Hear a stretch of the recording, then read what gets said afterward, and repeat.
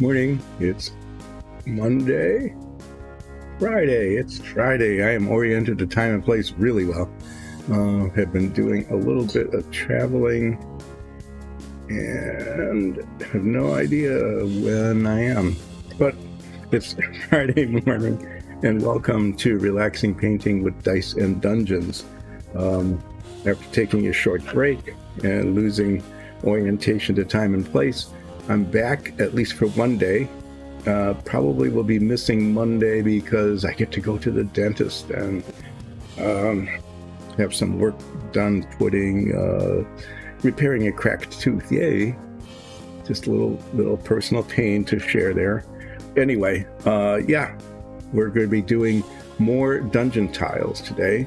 We're going to be doing a kind of dungeon tile you haven't seen in quite a while, and these are ones that are wood. They're wooden floor, wood around a stucco wall. And these are done in brown, of course, because they're wood. It's got all sorts of threads on it. Well, that's the way it is. We'll try to get some of those off. So we'll be doing the base coat on these. And unlike the others, these are then washed before the stucco is done, because we like to do the wash fairly quickly with a large brush to get it evenly coated. And so to do that, we end up getting wash on the stucco area anyway, and then we very carefully edge the stucco in and fill it in. So there's a bunch of these that need to be done. We have lintels for the doors. Those are done in wood as well. And we have what we call iron doors, but the panels are actually made of wood. So those will be painted the brown color also, and then washed. Okay, and the wash gets all over everything. And then we come back and do the grid work in gunmetal color, so it looks like steel. And of course, you can never do anything without having more stone tiles. So we got a whole bunch of rough stone tiles and cut stone pillars, and those all need to be base coated too. Nikki was spending a good deal of time priming all of these yesterday, so they're ready to go. Then there's a few miscellaneous things. I'm not sure quite how far along we're going to get, but if things are moving pretty well. We've got this flame. This is part of a trap tile, and I'll show you the trap tile later when we start doing the gray. I'm going to do the brown first. This is going to have to end up looking like this, or similar to it, because it's all hand painted. No two are alike, right? So, we're going to be, maybe we'll get around to at least painting the yellow base coat on it. It needs two coats. It's a fairly translucent paint. Then we'll spend a little bit of time going to the paint bin over there, the paint roundabout, trying to find the colors I used last time. And we also have a gas cloud for the trap. And that is going to have to end up looking something like this. So we might get some of the green base coat on. We'll see how that goes. But first, the Tanya. The first thing is to start doing a base coat on the wooden floors. These are pretty nice. They the print, although there's lots of little strings on it.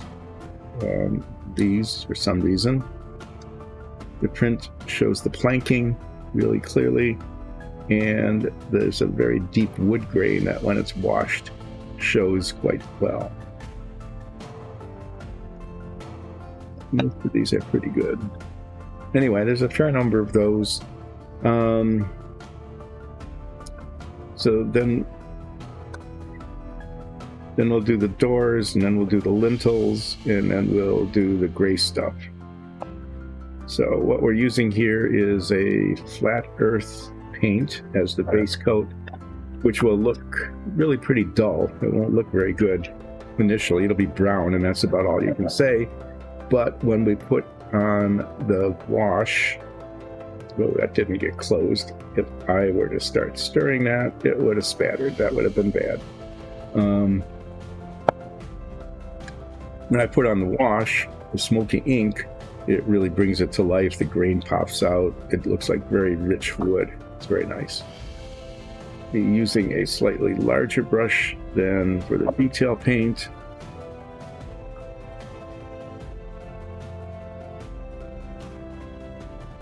Looking for is a little bit of an X-Acto knife to try to get some of the strings off from the print. I'm afraid they're going to show a little bit more than we would like. There's just two of them, 2 tiles with this issue. So I'm just doing this. I'm scraping off some of the primer, but I'd rather do that than to have the print strings be obvious. In the absence of a tool, I'll just use my fingernails. And what was the other one? This is an inside corner. Inside corners are pretty cool. I'll show you how those work. If you do it like that, okay, if you just had that, you would just see this gap here, and that's no fun. So you get this little post, and it fills the space in very nicely. You get a nice inside corner. Okay. So, enough chatting. What we're going to do next is make sure that our paint is well stirred. So, put it on the scientific rotating, vibrating machine here and get it going.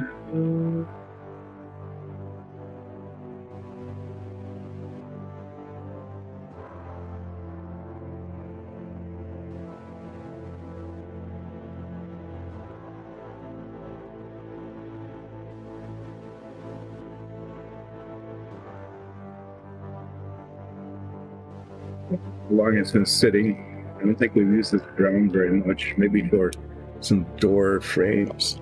Yeah.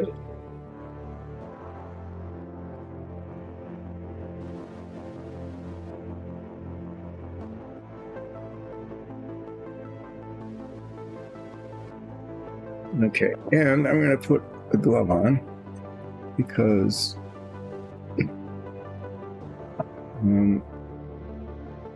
whatever I do, I'm still going to get a little paint on my fingers. For the floor tiles, just the plain floors, I'm going to put them on this holder and I'll get the edges, but then I have to lift it off by the corners, and that will take a little bit of the paint off.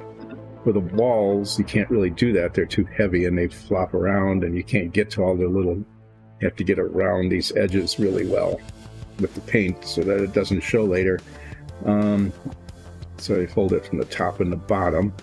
The bottom doesn't get painted, so I can paint everything mostly. And there's a spot on the top that I do later.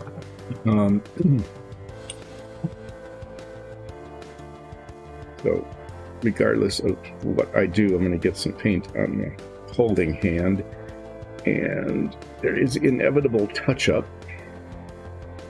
No matter how carefully one puts the base coat on, what I find, and Nikki does too, is that there's always like a little spot here, or the inside of the grain there where it's kind of deep didn't get painted, or you didn't get it down into these grooves well enough because this big brush doesn't really fit in there that well. And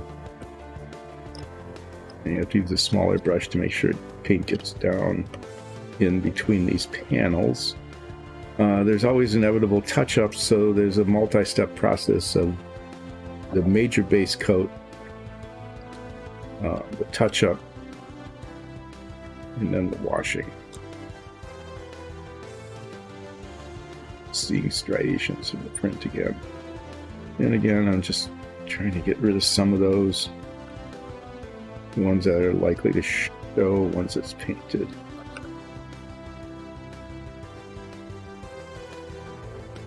Yeah, there's just 2 of them. It must have gotten really cool here and cold in the basement where the printers are here.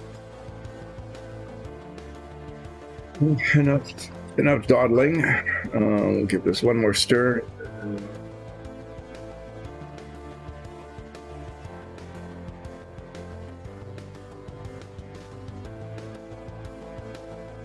Start with a flat floor tile. And see how the relaxing painting goes today.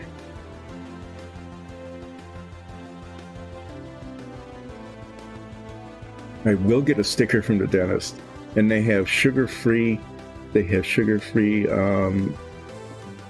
lollipop things. They're tiny little ones. They're hardly worth like even a bite, but sticker's a good idea. Here, I'll flip this. We flip 3 times. There we go. And we will start spreading brown paint on the floors. Let's see how today goes.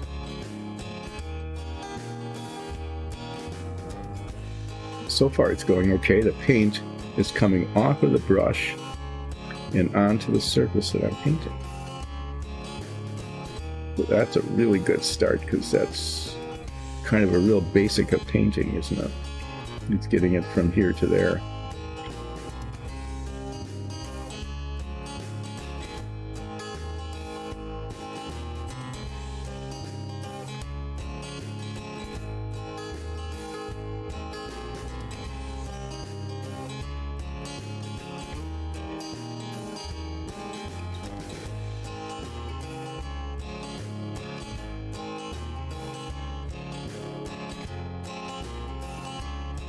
What we talk about today, that it's always important to fill the empty dead space, you know, because there's music in the background that's supposed to be relaxing.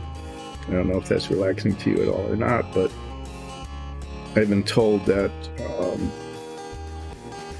I should try to talk about something like I have in the past when I've been doing this stream.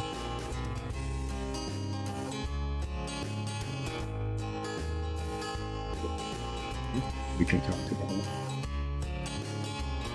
I have relatives who live in condos. Sometimes they're like apartment condos. Sometimes they're like standalone houses in a condo complex. I guess that, you know, that's a real common thing now. Without going into a lot of detail about where or when, and some of these are historic stories, meaning that they happened sometime in the past. In fact, they're all historic stories when you put it that way, because none of these stories are set in the future, and they're not happening right now. So I guess technically, this is a good way to fill the time. Technically, they are all historic stories.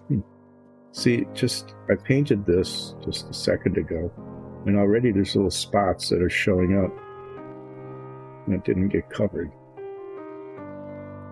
So, for that we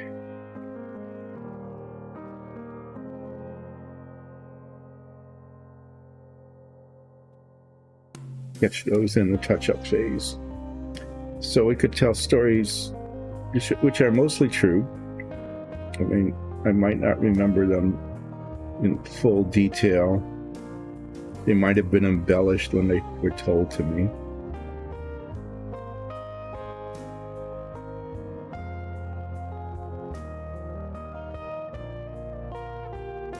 And to be honest, they're really not all that interesting. But, you know, there's something to talk about while we're doing relaxing painting. And sometimes if things are not very interesting, if something's really not very interesting, it can be even more relaxing than something is, because the natural tendency is to not pay attention. Okay.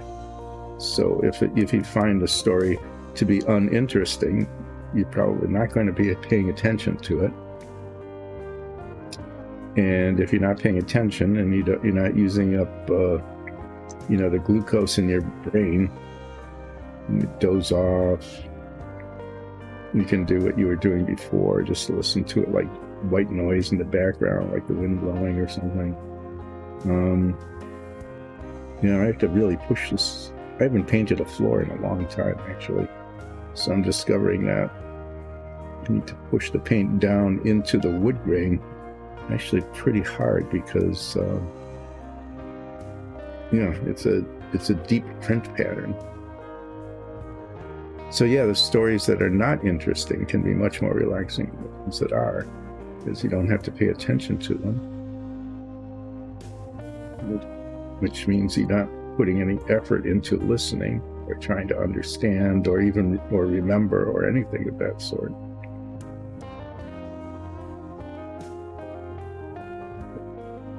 Tell an uninteresting condo story.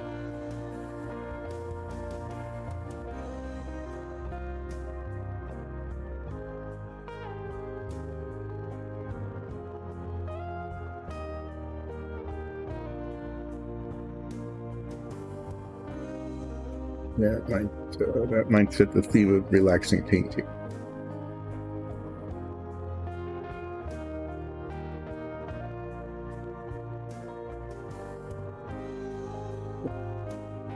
We'll do these inside corners on here because painting the wall wouldn't work. I had to move that around a lot to get to the little nooks and crannies and things. But this is basically a floor with just a stick poking up on it.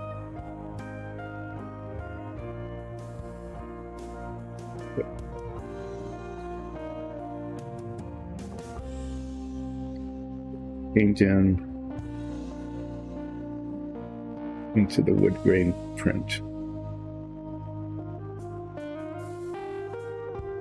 So it seems that rather than talking about condo board stories, what I'm talking about is the advantage of having an uninteresting story. Sure.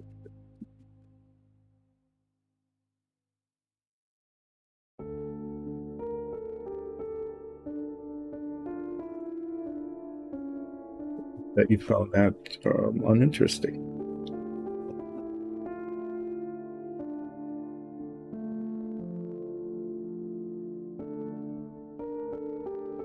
Okay, well,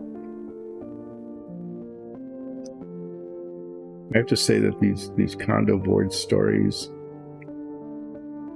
are really not that interesting at all. What's most interesting about them isn't so much the story, but that there is a story at all. Because condo boards seem to be able to get caught up in all sorts of bizarre controversies about things that shouldn't be controversial, while at the same time ignoring real problems. At least so I've come to understand based on the few condo board stories that I've heard. For example, if you live in a place where these are all standalone condos, okay? They're all standalone buildings, houses, but they're in a condo association, which is a fairly common thing now. And these are all built in the 70s in the same sort of style. So this is 70s architecture. Okay. And some people wanted to replace the garage doors. And, if you're built in the 70s, by now it's old, right? They're like 50 years old. So it's not it wouldn't be surprising that a garage door has failed or just doesn't look good anymore. Maybe it's not been maintained well. Maybe it has and has just gotten so old and used so much up and down, up and down, up and down. It's different kind of weather, that kind of thing, that it ends up needing to be replaced, or maybe somebody just doesn't like it anymore and they want to do something different. Well, what if you want to, in the 1970s, built in the 1970s, what if you want to put in a mid-century modern garage door? Well, there's one that hasn't been built, but looks like it was built maybe in the 1950s. Now, you would think that, it's like it's a garage door, right? Who cares? And what's the big difference between 1970s and 50s anyway?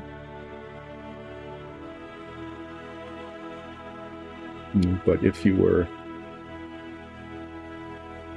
a modernist, if you were a person who cared about those kinds of things, like being architecturally correct, you would probably be appalled at the thought of a 1950s style garage door, mid-century modern garage door, being put in a 1970s condo. And, you'd care about that because all the garage doors face the street, and when you're driving down the street, you see it. So you're an architectural purist, right? And you live in a 1970s built kind of place, and the person 2 doors down, and you have to drive past this house every day, right? On your way in and out.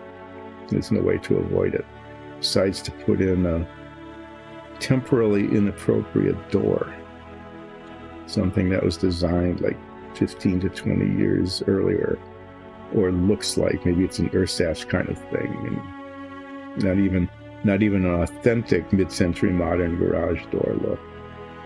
I mean, not that you would put in a 70-year-old garage door. Maybe you would. Maybe if you're doing an accurate, digress, because, we want to just keep this uninteresting. Maybe if you were doing like some sort of accurate historical recreation of an accurately historically important building, you might try to go find actually really an authentic 1950s mid-century modern door. You might do that, but in this case, no.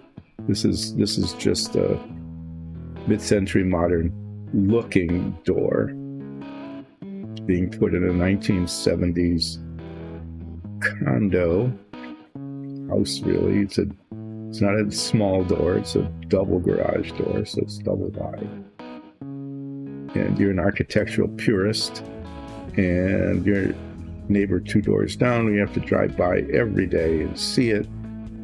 What's in this inappropriate door? In your opinion, inappropriate anyway. So what do? You go, of course you have to go to the association board, condo association board, and object and just say, did they get permission to put an architecturally inappropriate door on their garage? And everybody goes, oh, what in the heck are you talking about?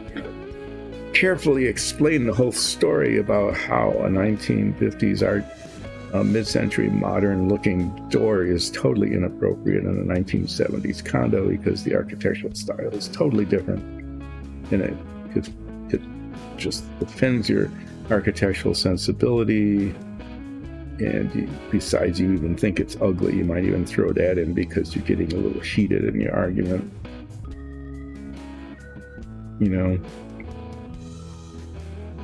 So the Condo Board Association, taking its job very seriously, it hardly ever does that really, but it does in this case, decides to have a study committee to talk about the appropriateness of whether or not you can put a mid-century modern garage door on your garage. You can see where this goes. I mean, you start getting into basic property rights arguments. I paid for this condo, I own it, I can do what I want. No, but you're also part of an association, so part of your belonging to the association is giving up some of your freedom. That's how the arguments will be put in terms of basic freedoms, right? Because you can never get into a situation like this without getting into fundamental rights. So you get into like property rights versus you have given up parts of your freedom by agreeing to be part of the condo association and being bound by its rules. And you say, there are no rules that can bind me, live free or die or something. And somebody else says no, but there have to be rules, otherwise this place will become chaotic and even more architecturally inappropriate. Next thing you know, people are going to be wanting to put in like ugly doors that have no architectural significance or historical value, regardless.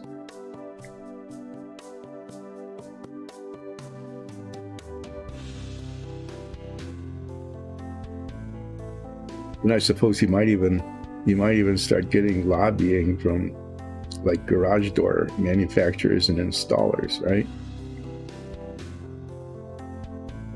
And the position they would take is most likely depend on the margin. So if they can make a higher profit mid-century modern 1950s style door than they can on a 1970s style door, then they might take, or vice versa, they might take one position or the other. But they're most likely to take the position that property rights are the most important thing, and that the owner of a property should be able to do whatever they want on their garage, even if it violates some sort of clause in the condo association. When would it let you name it that? Be infringing on your rights. Anyway, yeah, so it's most likely that the garage door lobby will be in favor of individual freedoms, supporting the property rights kind of argument that an owner of a condo unit should be able to put whatever kind of door they want on, and that in fact the best thing would be for them to put a new door on like every 5 years. And so they leave a whole lot of brochures and things after the meeting showing their 17 different styles of doors, 14 of which are architecturally inappropriate for the 1970s architecture. But if they agree to a new every 5 plan, you replace the door every 5 years, they'll give you a substantial discount of 20% off of the price of materials, not necessarily the labor, because it's that. Anyway, what they're selling is kind of a subscription plan for garage doors, which constantly are changing, constantly every 5 years, changing your door.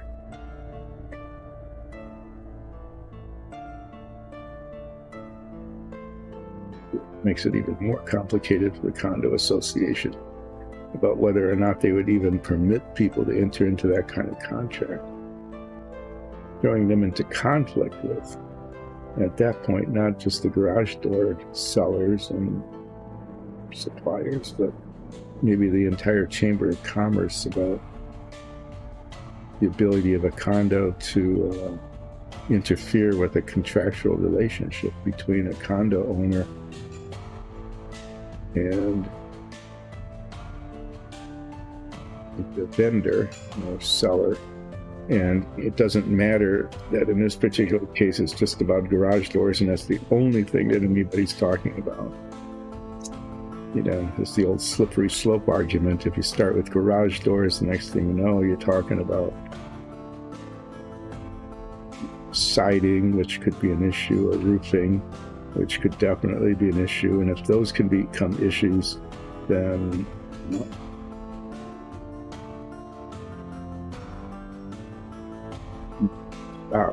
mailbox. Yeah, those all are uniform. Maybe even the condo association, are they even going to start talking about rules that will limit what you can do to the inside of your condo? Start this slippery slope about not being able to get into a contract. What if you have a contract that says, you know, I'll come in and clean your pool once a week, or however often if you have a pool? You know, is it going to lead to the condo getting involved in the nature of that particular contract?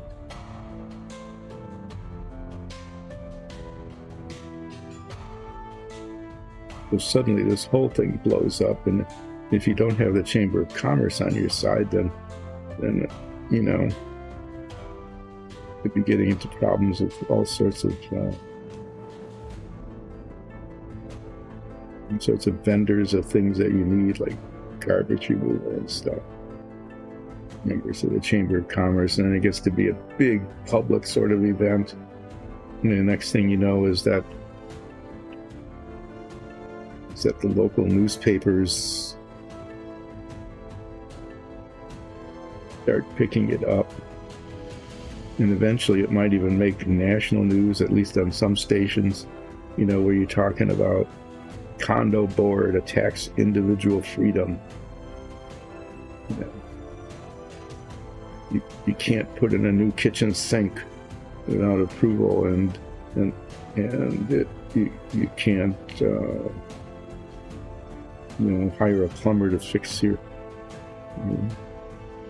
hot water heater when you can't, you know. And then they're getting into, it just blows up into this gigantic national controversy about whether a condo board can interfere with your freedom to contract with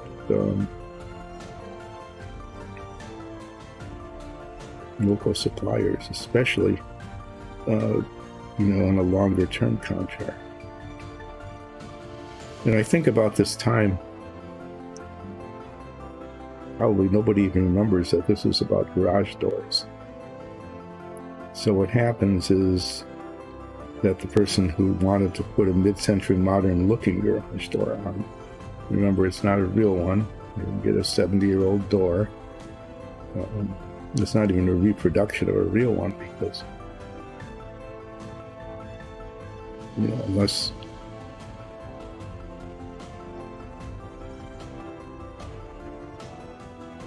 you decide to exactly copy the garage door of somebody who is really very rich and wealthy, because not too many people had architecturally designed garage doors back in the 1950s. It was kind of a rare thing, I'm guessing. Anyway, you get this mid-century modern looking, mid-century modern-ish garage door, and they just go ahead and put it in. It's like, you know, one day there's a 1970s architecturally correct garage door there, a little beat up, you know, maybe not painted well, maybe kind of weathered, maybe looking kind of ugly even.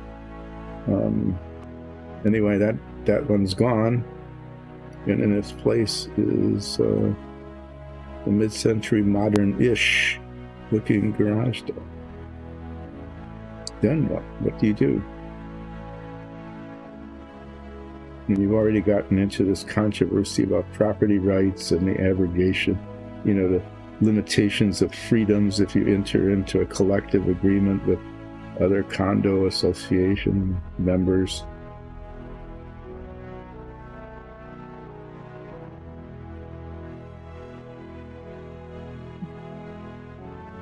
You've done the whole thing about tyranny and freedom and collective responsibility and all the huge controversy that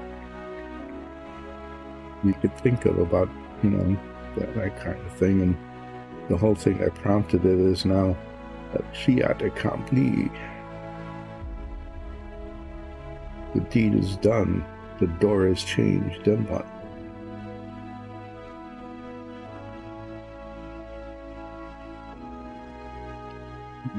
That's what is to make a property owner remove something that's already been installed. It might even be paid for. This thing is paid for. Money has exchanged hands. There's costs involved.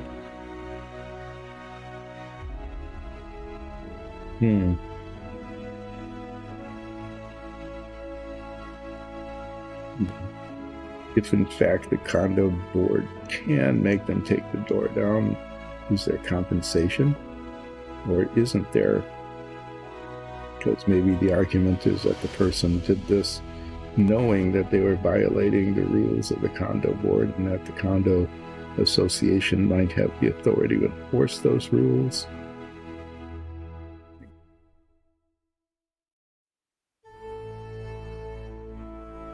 This isn't actually what happened. I mean, there really was a controversy, as far as I understand, about garage doors and whether or not you can put temporarily displaced types of garage doors on. Can you put a mid-century modern looking garage door in a 1970s condo? That part is true. The rest of this isn't true. I'm just making it up because it raises all of these important kinds of political and philosophical issues. So I wanted to, at least call those to your attention.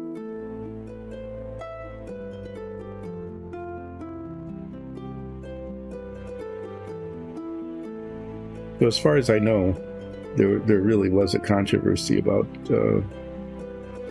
garage doors that I believe has been unresolved.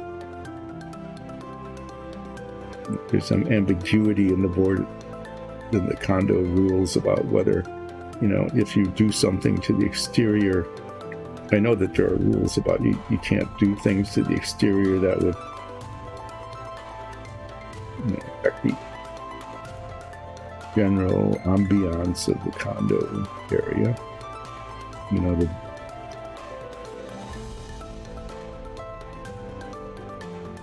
There's ambiguity about things like garage doors. Of course there was, otherwise there wouldn't be an issue. So I don't know that it was ever resolved.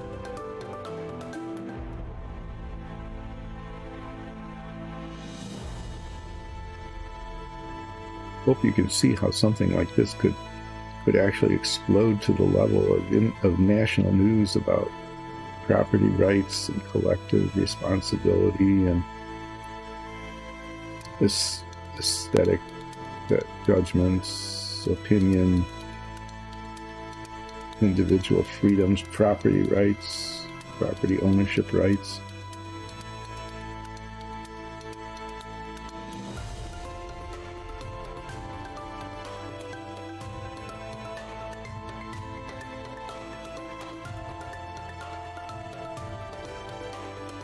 Yep.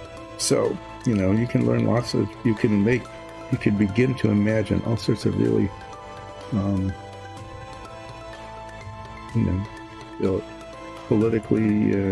political philosophy kinds of things can come from a condo board, theoretically, even though this one didn't. I'm not even sure that this went much beyond 1 or 2 meetings.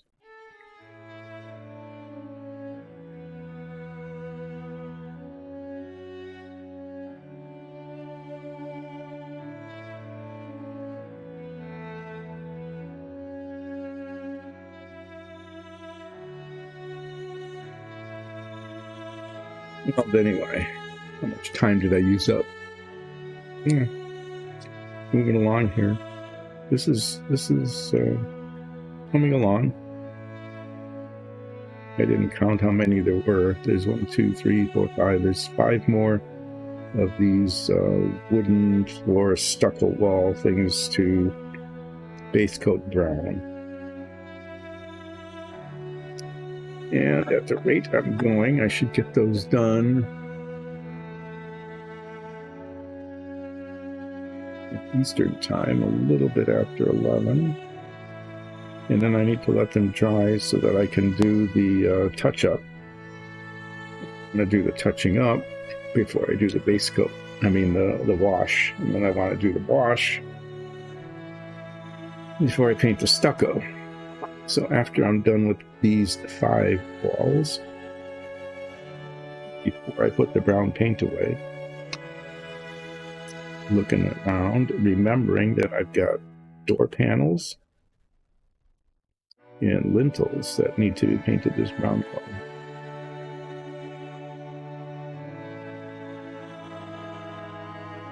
Get those done before I put the paint away.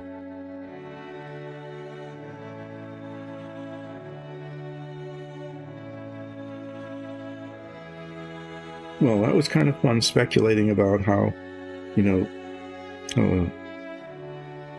controversy about the architectural appropriateness, the aesthetics of garage doors could blow up into,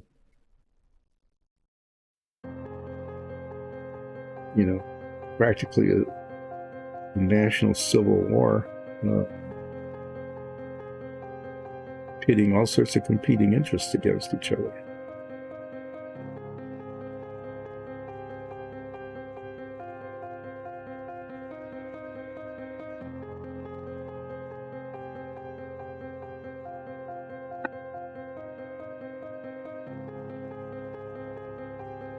Guessing that most of you found that to be pretty uninteresting, therefore relaxing. And we'll have relaxing painting because the painting part has, at least that much has been going on this entire time.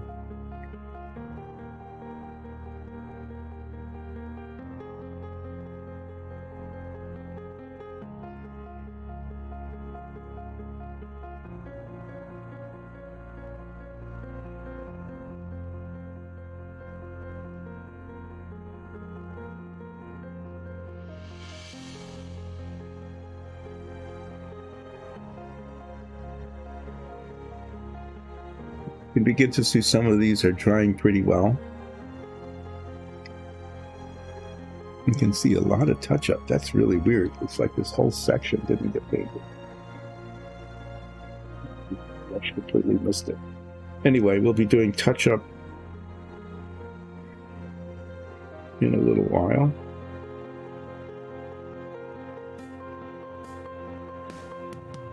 I need to finish these 5 walls.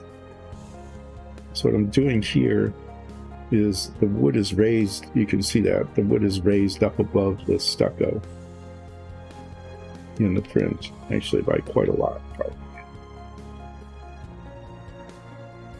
At least a 32nd of an inch. Okay. And I'm painting that brown because that part is wood.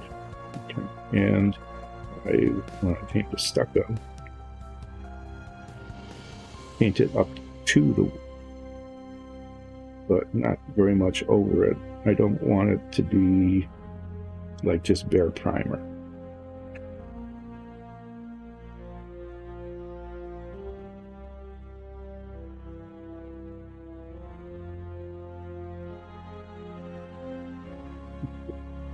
Getting to paint way down onto where the stucco will be, but that scarcely matters because that'll all get painted a different color.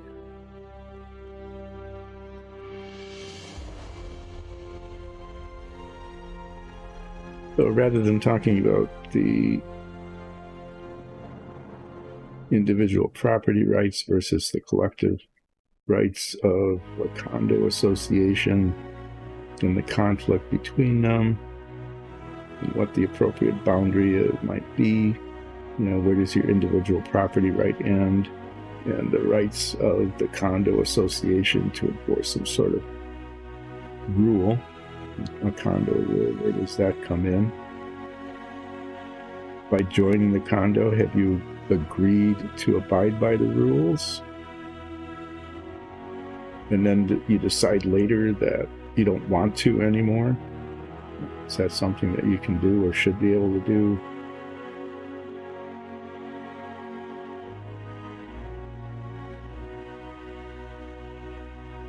we talked about whether or not that could then interfere in contracts with certain vendors and stuff. Yeah, I mean, the whole thing can get really a significant issue there.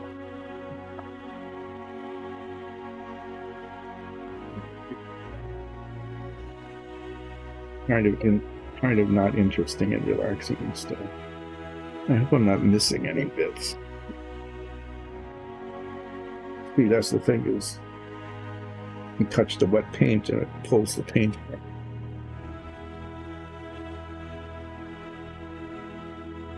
Anyway, so this one isn't nearly as uninteresting. It doesn't get into that kind of level, but it tells you the kinds of things that condo boards can spend a lot of time on. So this one had to do with bird feeders.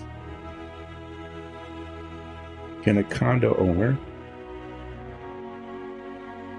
again, you're an owner of an actual owner of property in an association, and the association has certain rules.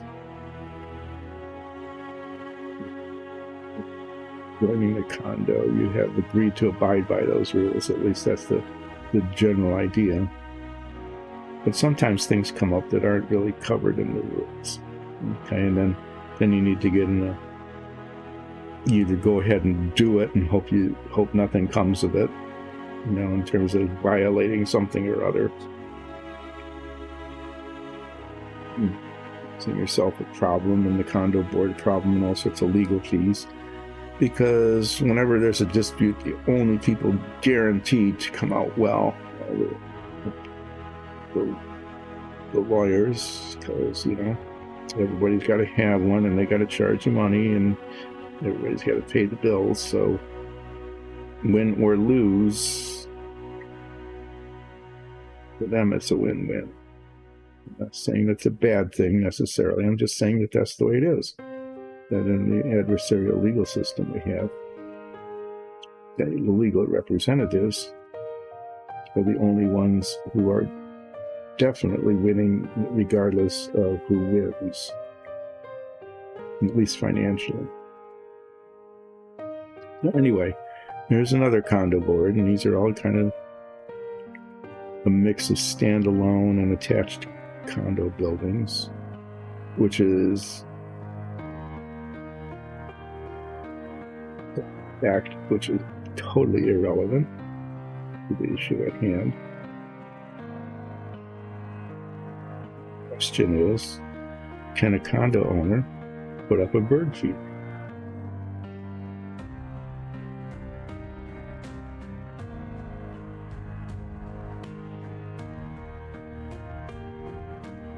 And it's not quite as, this clear-cut property ownership issue,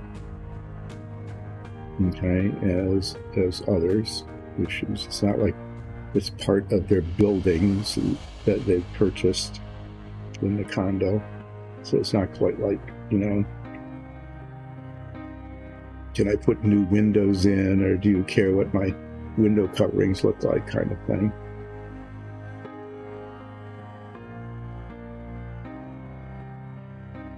Yeah, window coverings, that's a good one. Anyway, it's not quite at that level,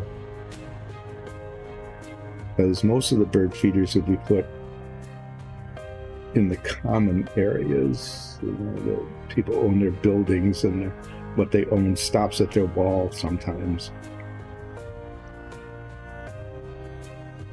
Suppose you could argue that if I put it on my deck, can you have any control over that? Well, let's not get into that. So the question is, can we put up bird feeders?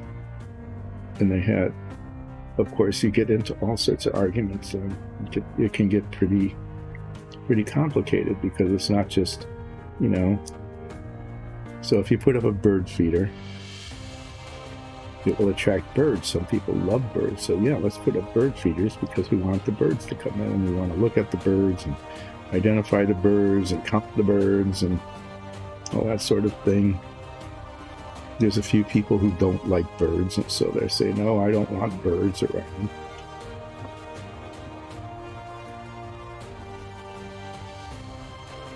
And there's the issue of responsibility, because, that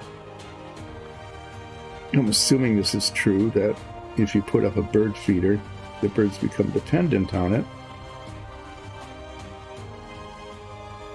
And so, regardless of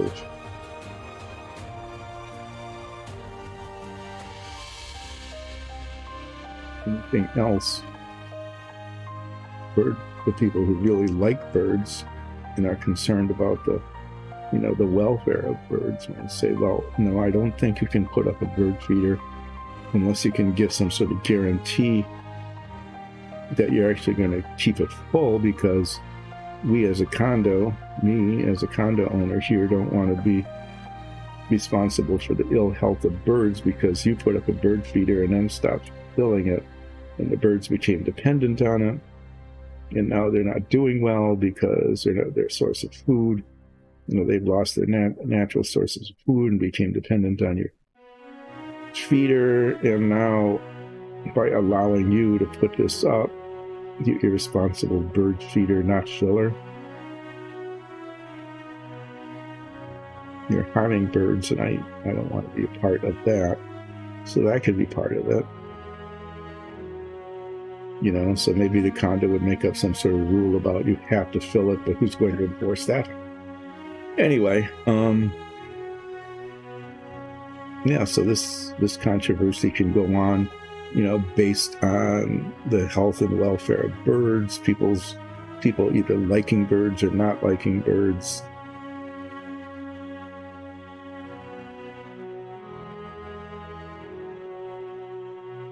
And then someone says, well, the bird seed falls out of the feeders onto the ground and all, and that can attract rodents.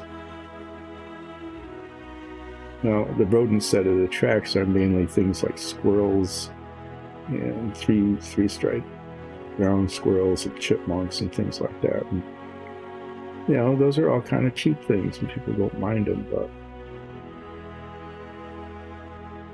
when the people heard attracts rodents, they thought of rats and mice, which are also rodents. And the gasp, rodents. Anyway, yep. As soon as the thought of the mere thought of rodents being attracted,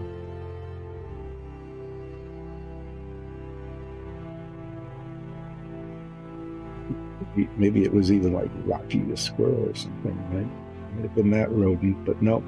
As soon as people heard rodents, that whole discussion stopped. It was, nope, no bird feeders. We are not.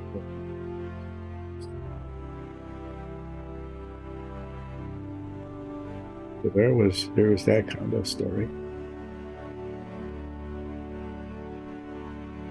So no matter how legitimate the positions were about bird lovers and people being concerned about birds becoming dependent upon feeders and whether or not the owners would be responsible for keeping them filled and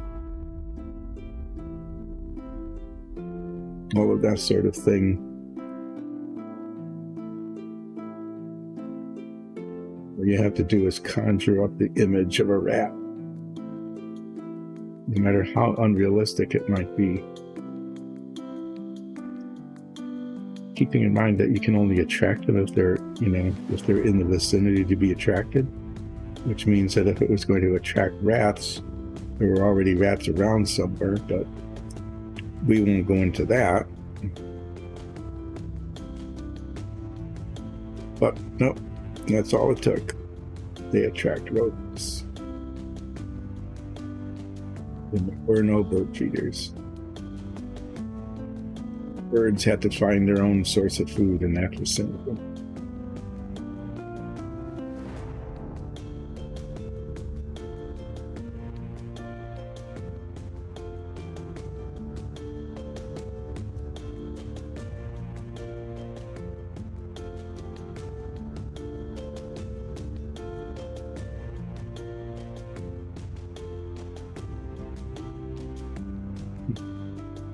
this. Yeah, I've got the doors and the lintels to go. Yeah, sorry, the paint is starting to build up on the brush, and it's getting kind of gummy, and the bristles are getting stiffer. So, wondering maybe if I should take a moment to clean the brush, and I would take the same moment, the period of time, to restore the paint to make sure that it's staying mixed. Rotate this. This is a real easy thing when you're doing this to like just miss an entire section of it. Don't turn it in a certain direction. Yeah, then you come back later to do touch up and you find that an entire side of the wall is unpainted. Just getting the paint out of the brush onto a surface here where it should belong. Instead of the water, we'll dip that down, find the cap, stretch my back.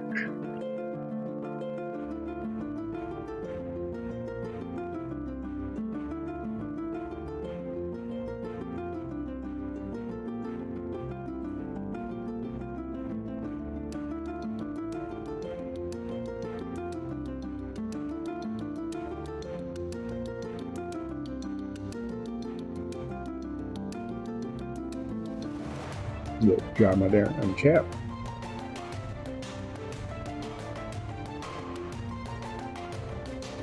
They got timed out for 18,000 seconds because of being a bot.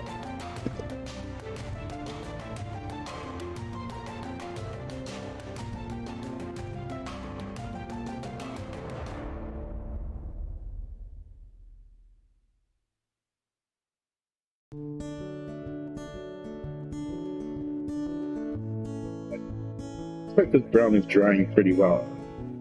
So I'll definitely be able, after I do the...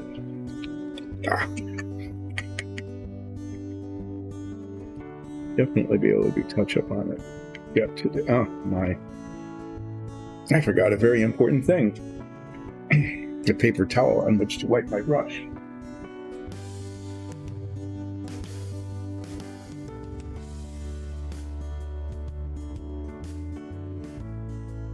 So I've got 2 more of these walls to do. I've got 6 door lintels, 2 double doors, and 4 single doors, and that 8 door panels.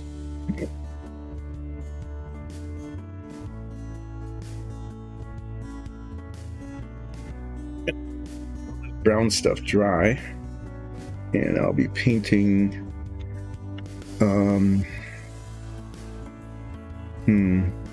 Yeah, there's a couple of door frames that painted brown, but I usually do those. I usually do that bit after I do the gray paint. I'll explain later. 2 more of these walls,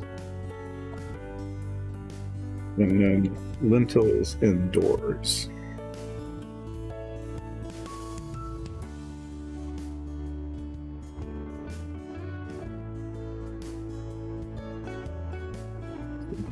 These particular dungeon tiles, which are printed on the 3D printer behind us,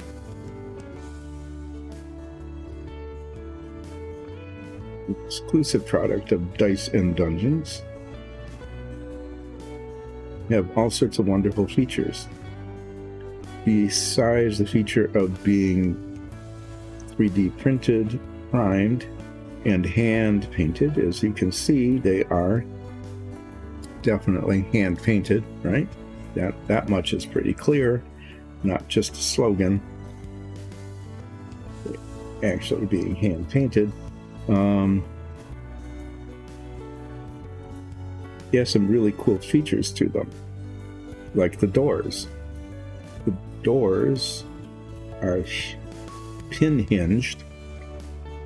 You'll see that when I get to them. There's a pin that goes through the door into the base of the dungeon tile. I've been mostly on camera most of the time.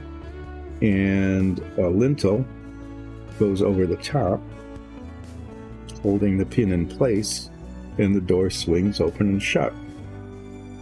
So it's not like a door that's just painted onto a wall. If you're playing, if you're doing a scenario, when you're using these dungeon tiles, you don't have to pretend that the door opens, or it's not like just you have to pretend there's even a door there. There is an actual door that actually opens, and you can do cool things with that as a DM. Like you can hide behind the door when it opens. Okay, you open it up and you hide behind it as it opens, so that you don't get killed immediately. You don't get killed until a little bit later in the battle. You can open the other direction, and the thing that you're going to be fighting against could be hiding behind the door.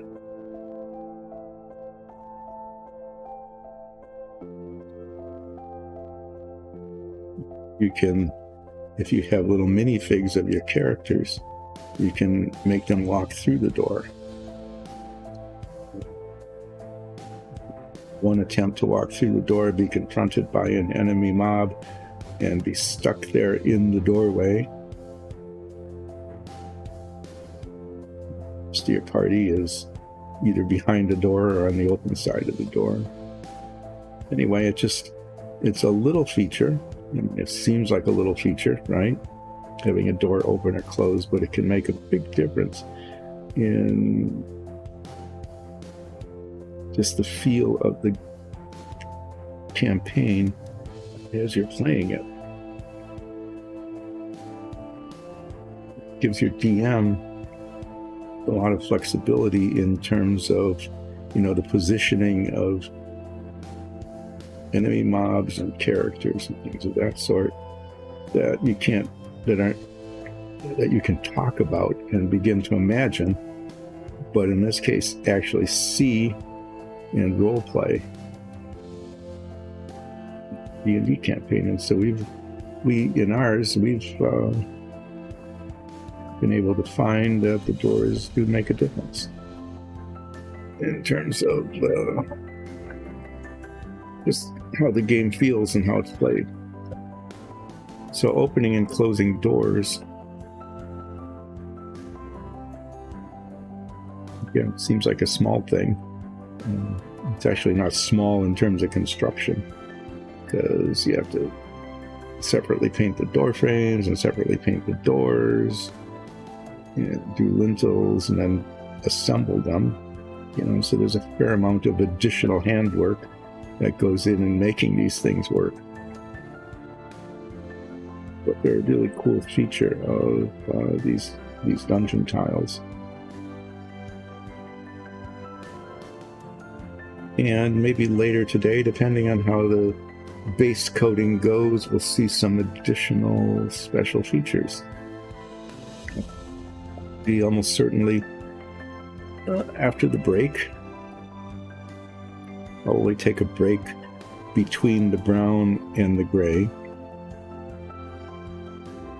meaning doing the brown painting, which I'm doing now, and the gray base coating, which I'll be doing a little bit later. When I do the gray base painting, we'll be able to show you the trap tiles.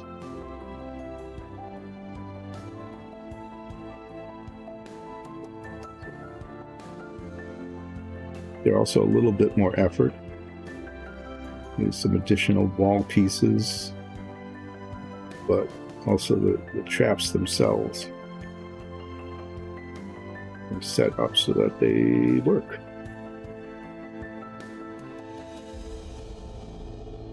It's also a cool thing for a DM, because instead of just pretending that there is a wall with a trap in it, you actually have a wall that disguises the trap until it is triggered. But we'll do that after the break. when I worked on the gray base coating on the stone tiles.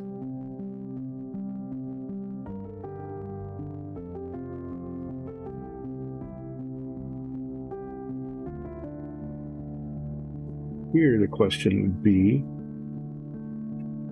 we'll see what time it is after I get the doors. The door panels actually, they're some of the smallest pieces. They actually take a lot of time, just because of the nature of the detail and the multi-step process you have to go through. I actually kind of like painting the doors. It's a little more detailed work, a little finer work, but it's not like a minifig with lots of different colors and things. So it is a little more relaxing. And for that kind of thing, it's a fairly relaxing kind of painting, but it's more interesting than just putting lots of brown paint on the floors of a dungeon. But we'll see those after the lintels are done.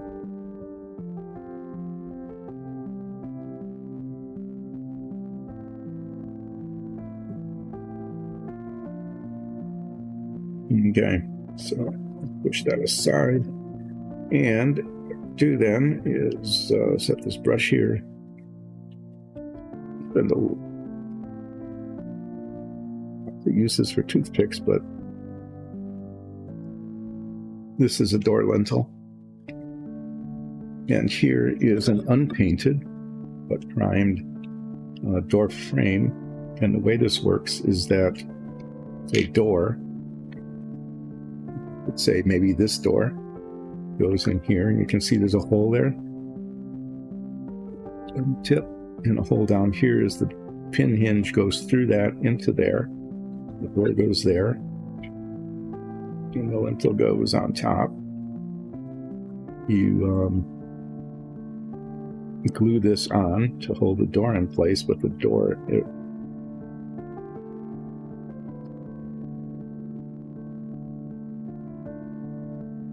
won't work because the lintels aren't backward. That side completes this frame like that.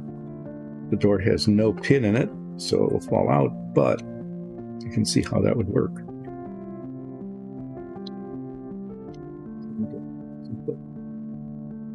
So what you want is, if you're on this side of the door and it opens, you can stand back here, get some cover, and maybe like mobs will rush through here and you can ambush them as they come out. Okay. Or maybe you just walk right in and there's somebody on the other side. Or maybe you're on this side of the door. Okay, and you open it and the mob's behind the door there, and as you walk through, it ambushes you. Okay, so you can see how you can actually play with that. It's great fun if you're playing with these dungeon tiles. So what I'm doing now is painting the lintels, and since they have to be painted on all surfaces without exception, and I'm using a toothpick. These are highly variable toothpicks. This one's a little broader there. Anyway, I want to put it through and hold it on the toothpick so that I can paint all the surfaces this nice brown color.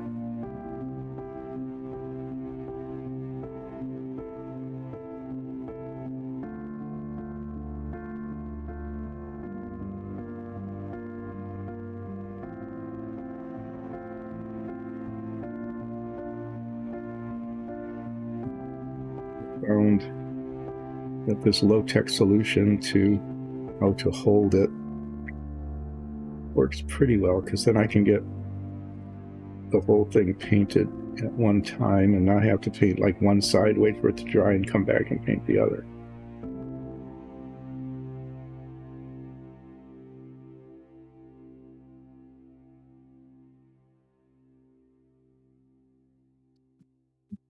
There's a toothpick that will go into, but not all the way through the hole. Okay. It's brown on all its surfaces. And then we have this other high-tech kind of thing. It's a piece of wood that over the years has had holes drilled into it for basically holding alligator clips, but in this case all I need to do is stick the toothpick in the hole, and it's deep enough it doesn't fall over.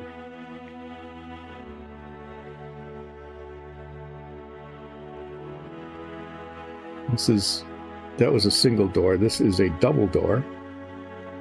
You can see there's 2 hinge pins. There's 2 doors that open that way, which is really nice if you have like a palace or something and you want to have a little grander entrance than you might have if you just have a single door.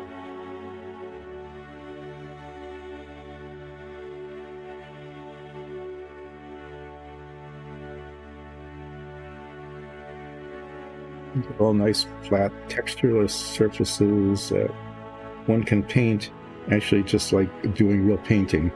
You know, you start and you brush the pigment across the surface. You know, like with some paints, you have to be careful not to overbrush it, because all you end up doing is taking the paint off the surface. You repaint it before it's dried.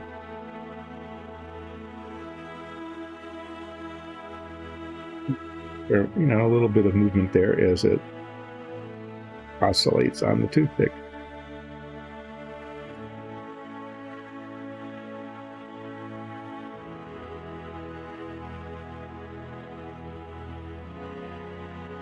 And once again, the trick is to make sure you get all the surfaces. Don't forget one, because then later when you're doing washing and you have to stop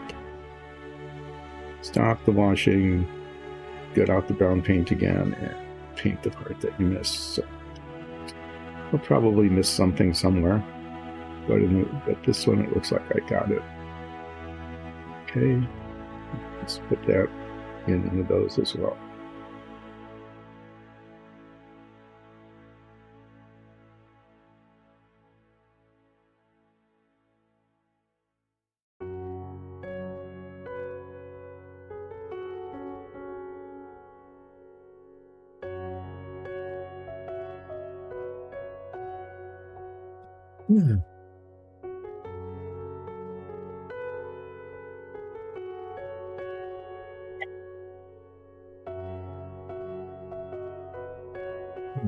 Here's the chat.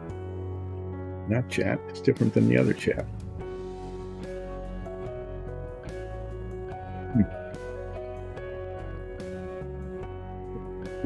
There's 2 chat panels. There's the one on the main screen that lets me know if I'm on camera or not, which I consult way too infrequently, and then I wander off camera with the painting that I'm doing.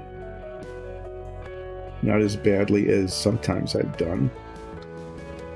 Paint like half a minifig, and all you can see in the entire stream is the end of a brush in my knee.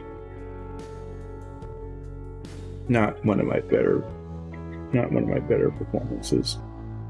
Anyway, and then because I have trifocals, I have to make a decision about whether I want to see close or far. And if I want to see close, any of you who are old enough, if anybody is, to have bifocals or trifocals know that there's just this tiny little area down near the bottom. So yeah, that's why people are, when they're reading something, are looking up like this, because they're looking through the little bottom of their glasses. And it looks kind of funny and it's not very comfortable, but that's how they're designed. Yeah, well, that doesn't do me any good when I'm painting. So fortunately, I'm nearsighted, which means that I can see things out like almost to a foot or so without glasses.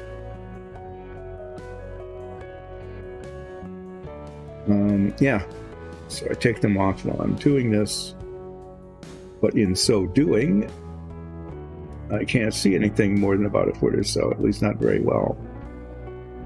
So I can't read the chat window.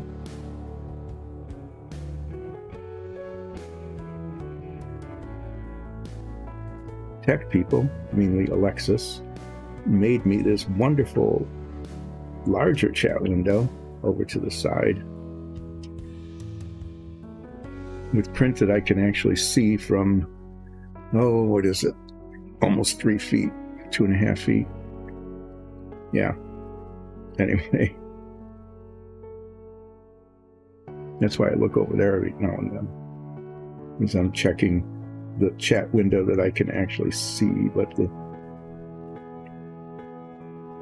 all that rambling was because what I noticed was that the text in the two chat windows was different, and I'm not quite understanding why that could possibly even be.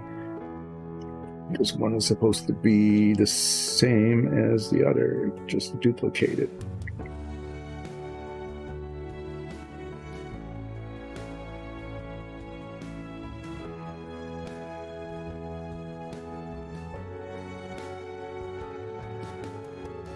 Be a mystery that I probably will never solve because I'm not going to bother asking about it.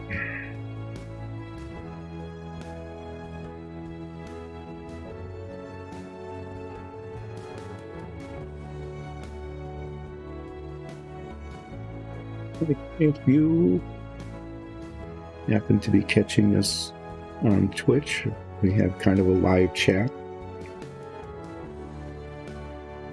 going on. Live chat means that if I remember to look up and look at the chat window, I might respond to you.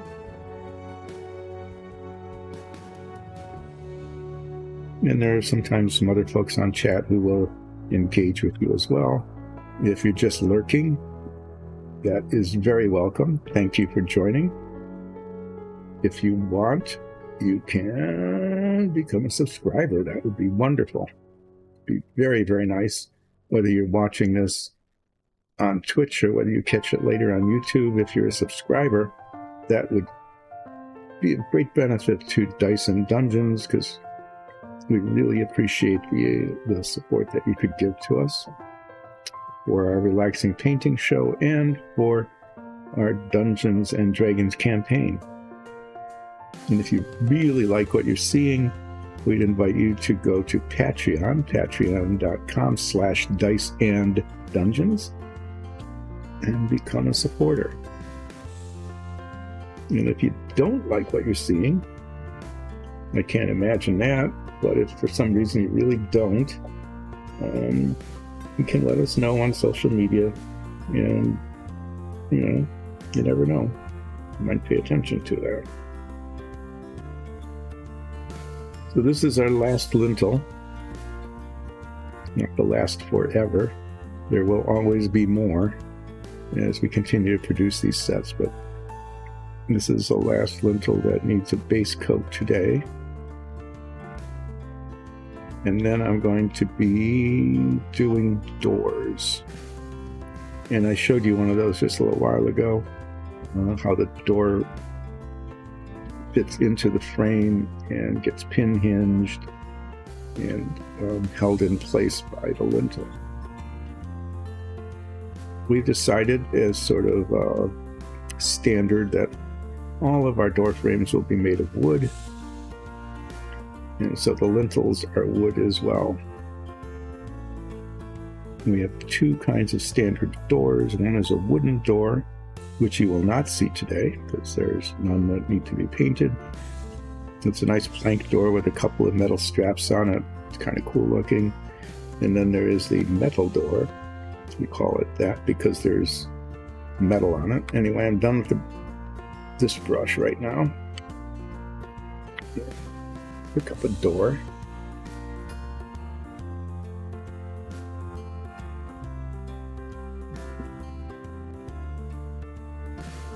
Too twisted, too tilted. Okay. So we call this a metal door because this frame and the lattice on it, okay, the crossbox, are steel, or, steel colored metal. The panels inside are wood, And so those are going to be painted the same color as the floors and the lintels. Just like the stucco, kind of in reverse, is when I paint the panel, the lattice work on it, I'm basically painting the top, and I don't get all the way down into there. And these are raised, which makes painting easy, but it also means that the paint needs to get way up. Let's just put it this way. The sides there, the inside of the lattice work needs to be painted this brown color. Otherwise, it will be neither brown nor metal. Be neither wood nor metal, and it will look incomplete.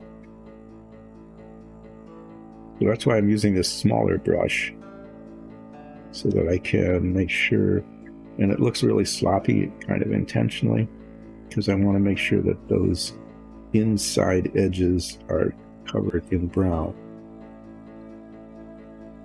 And so part of that is to get it up over the top.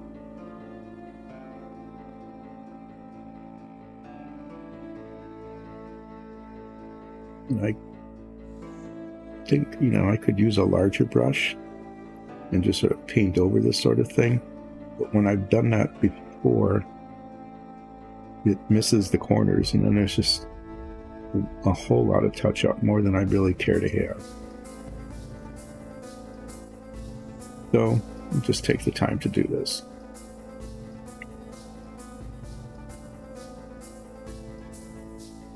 And there's a lot of these. There's 8 doors.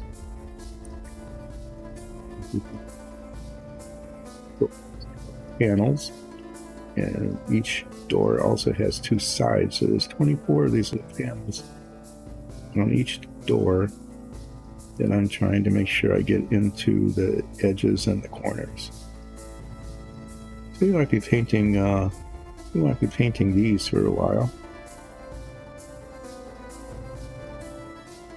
Again, the larger brush probably will go faster, but it misses these things. Even with the smaller brush and pushing it down all around the edges, the inside edges. Even then, sometimes when I'm painting the metal part, the metal lattice, I'll see that there's a corner that isn't painted, which is kind of annoying.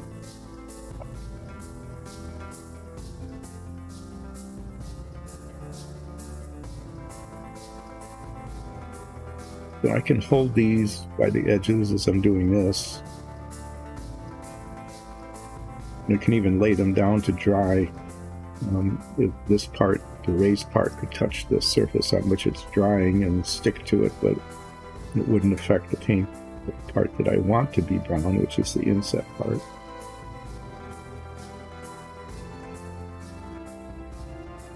But we do the magic of toothpicks with these as well.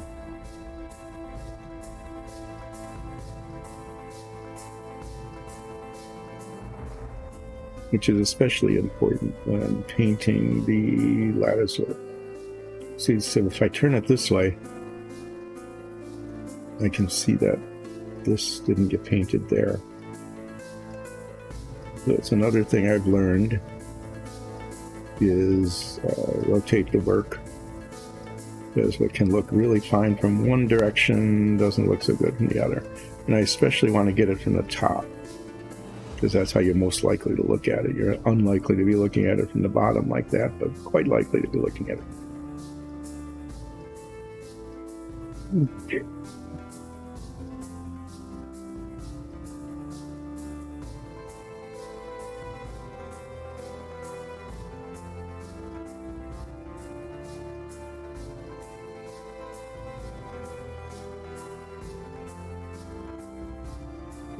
These acrylic paints are really pretty good. They provide decent coverage. They, on small spots like this, small areas that have a little bit of texture in the print, you don't get brush marks, which is really nice, because then the touch-up doesn't show. It levels really well, so you don't get, when you do a touch-up, you don't get like a bubble or a bulge.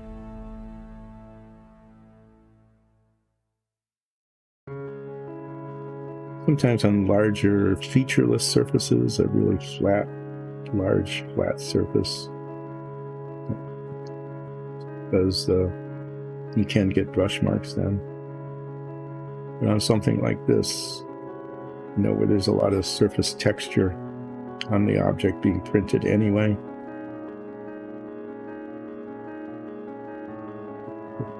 it worked pretty well. Now I'm trying to get the paint, into all the nooks and crannies, and then I will rotate it one way and the other. Make sure I'm getting the edges for the sides and the top. And I'll look at it from the bottom also. That I can see that I missed a corner, kind of.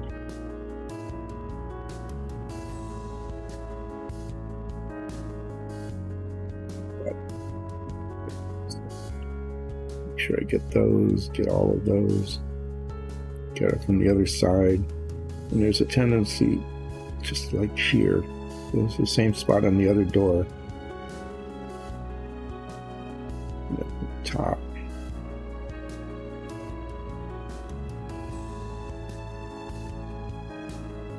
And I'll look at it from the bottom too.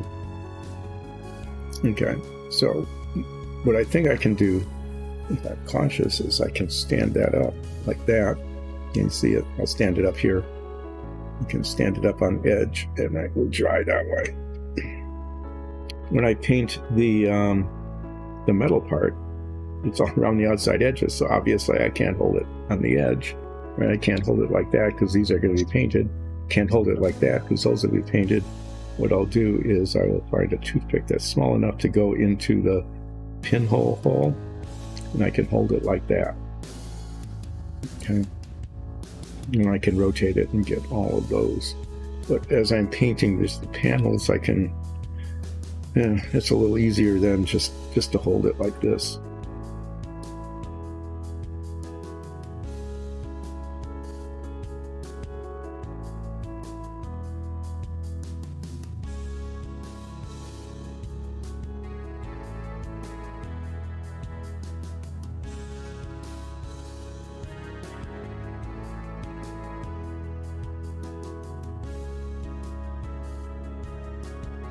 You saw, this one's sitting up on edge. I'll probably put the rest of those up out of the way so I don't bump into them. And there's a little more space there too. So they will be standing up on edge off camera.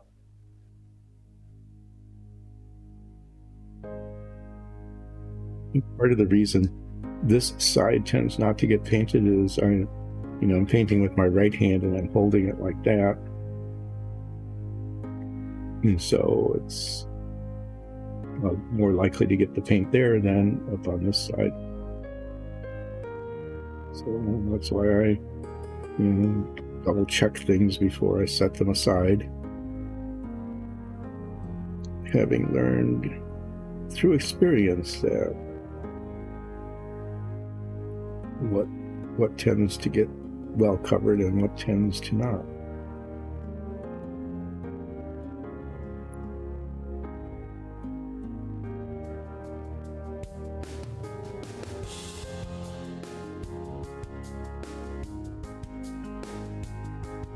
So I can see that light here.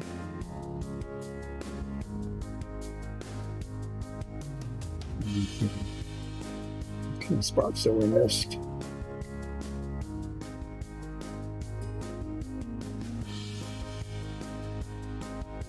And again, I'd rather get the brown paint way up further than I need to, because I'm not sure how far down the metallic paint will go when I paint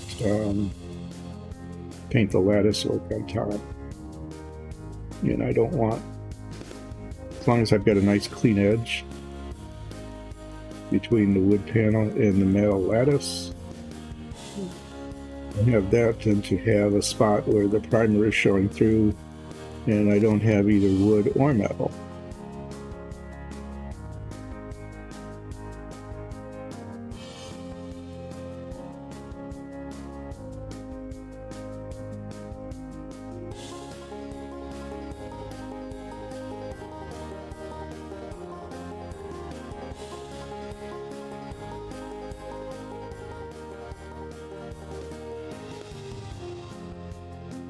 one of these. Yeah, by the time I'm done with these, it'll be past normal break time. So I will take my break then, and then contemplate, think about, and decide whether to do touch up on the wood, because during the break this will all dry well enough. Whether to touch up the wood, all the brown, and make it ready for washing. Okay.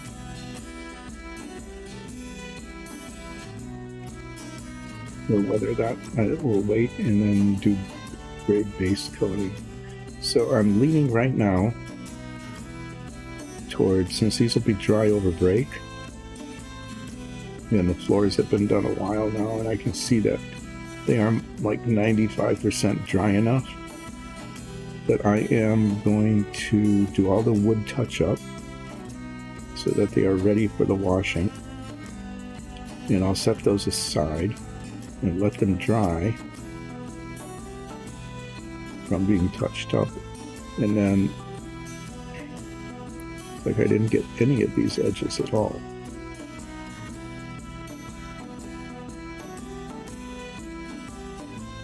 And then I'll do a gray base coating on the stone tiles that we've got. And I might be able to get, I mean, they might dry enough so that if I do them in sequence, there's quite a few of them. If I get those done, I could get the touch-up done on those as well.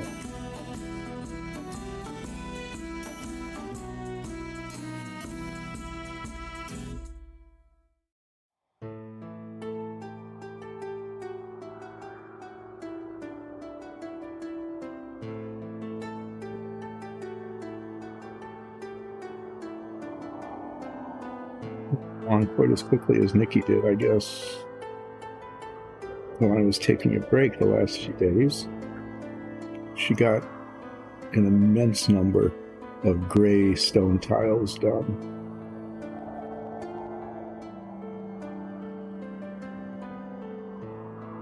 So yeah, I'm going to do the brown touch-up and just get that done so that these are finished, rather than taking a chance and not getting it finished today. At least finished so that they can be washed. And then after they're washed on the walls, then the stucco could be painted in.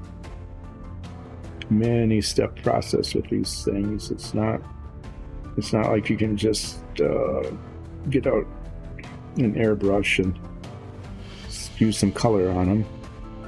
That would be nice, right? To be able to get it done that quickly. But they get printed, they get primed, they get base coated, they get touched up, they get, on these, the metallic, the wooden tiles, they get washed, and then the stucco's painted. And the stone tiles, after the touch-up of the base coat, accent blocks, contrasting color, are painted in. And then the last step is washing them. It's a many-step process to get these looking decent.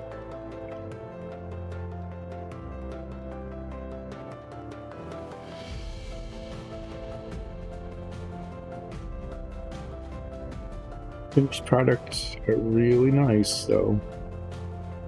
Beautifully printed, primed, and hand painted right here in Michigan.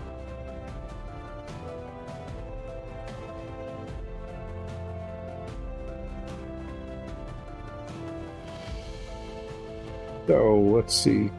I've got a lot of these doors left, so this is going to take a little while. Condo controversy. I heard a story once that, and I have no idea what set this off. No, I'm not sure that even the person telling the story remembers, or even if it was clear at the meeting why it would happen. This was kind of an upscale condo, expensive places, and apparently the controversy over something got so heated and apparently personal that a fist fight broke out between two or more of the people who were there. I think they were board members. They started punching each other. Yes, a chair was thrown. You always have to have a chair thrown, because people watch WWE or whatever it is, the wrestling programs now, and kind of a trope to toss a chair if you've got one available. Security guards were called, and apparently it got so raucous that the security guard pulled their gun.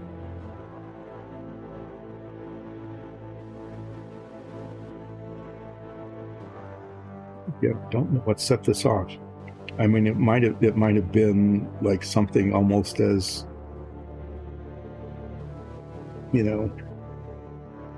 critical to the condo as bird feeders, for all I know. But that was kind of a weird story. It's like, seriously. Well, good. These things fall like dominoes when you set them up on their edges to dry. I have to remember that. Do not set them up in line.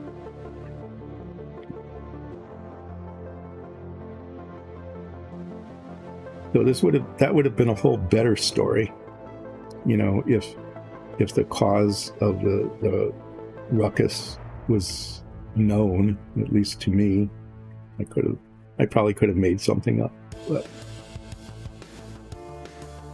not feeling that imaginative today. But anyway, yeah, I'm sure that that could have been a much longer story. There could have been a build-up, like here's the controversy and why it happened and what the sides were and why there were different sides and what their arguments were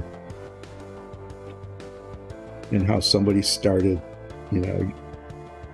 just raising their voice, and then somebody else felt personally insulted and so insulted the other person back personally, and it got personal and everybody forgot about why they were yelling. They were just insulting each other. How that can go, right? And it just turns into insults like "nah, boo boo," "I'm rubber," "you're glue," all sorts of really sophisticated things like that going on, and instead of arguing about the facts of the matter, like do bird feeders attract rodents or not? What are the chances? And if so, what kind of rodents would they attract? And then you could get into a whole discussion about if they attract rats, doesn't that mean that there are rats already in the area? And then someone will say, oh my God, we got rats. And anybody let us know how come something's not being done about this? And then you try to tell them, no, we don't know that we have rats. We're just saying that bird feeders attract rodents, and rats are a rodent, so it's possible that they could attract rats, but they wouldn't attract rats unless there were rats there to begin with to be attracted. It's all hypothetical, but why do we have rats? Who let rats into the condo and then it would get off like that? I don't know, maybe that would work. Maybe someone would said, rats, you're the rat, you're a rat, and then they'd be taking that as an offense. And they'd start calling each other names.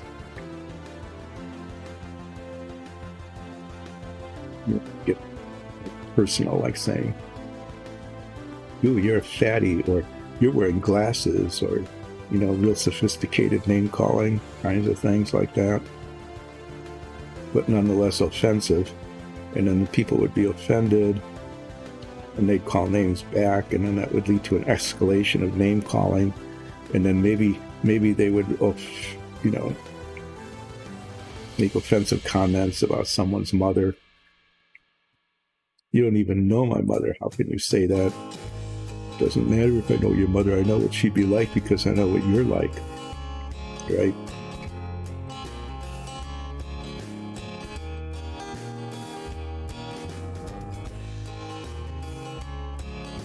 Would be very well-informed, sophisticated dialogue going on, and then someone would just punch somebody because, you know, if you can't come up with good words, what is there to do but to resort to primitive violence? And so somebody punches somebody, and then you can't let that go, otherwise you're showing weakness, or maybe you just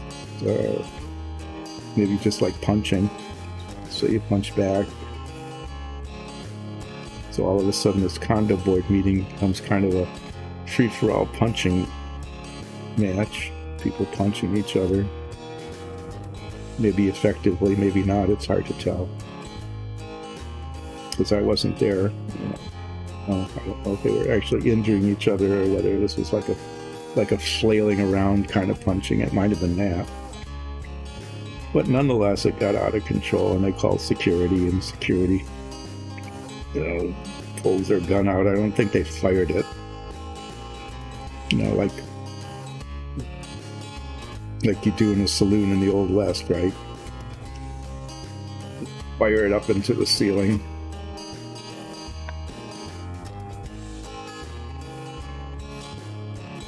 Anyway, yeah, that happened. It was a greatly embellished story about something I heard once about what happened at a condo board meeting. But yeah, so in the Old West, regressing into that, people are always pulling their guns out and shooting into the ceilings in the saloons. So I guess that would mean one of a couple of things. One is either that saloon ceilings were just really a mess with all sorts of bullet holes in it because everybody's shooting their guns up into the ceiling.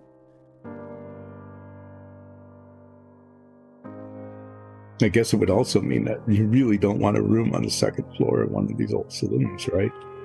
Because I doubt that there's like a four layer floor or something with insulation, and it's probably just, the ceiling of the room below is probably the floor of the room above. Yeah, that could be really hazardous. Being located on the second floor of a saloon there where people are shooting into the ceiling.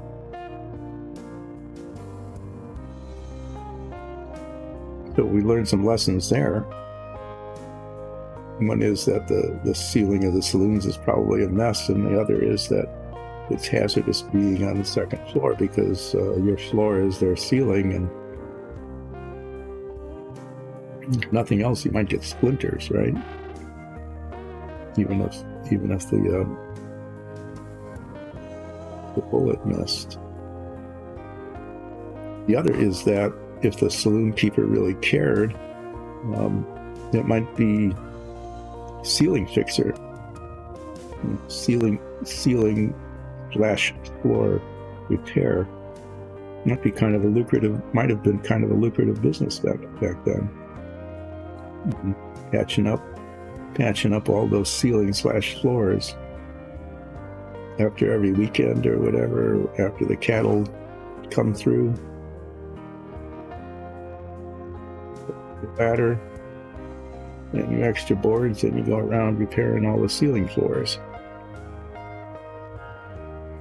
Anyway, I don't think that's what happened at this condo board meeting, though. I think that if it's true that the security person pulled out their gun, there isn't any reason to believe it was fired, much less specifically fired into the ceiling above them.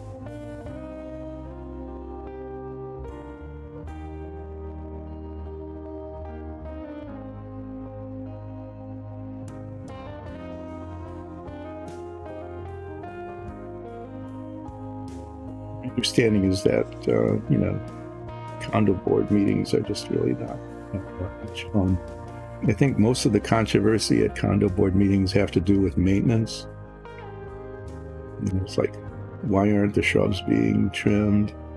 How come the lawn looks like it does? Can we please paint the hallways?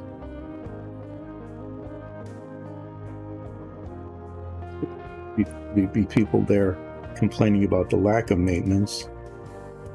And then there'd be people there saying, well, maybe your hall needs painting, but mine doesn't, so why would I have an increase in my dues to paint your hallway? And you go, well, because, the condo, which means all of us collectively are responsible for hallway painting, and the hall needs painting, and maybe someday in the future yours might need painting.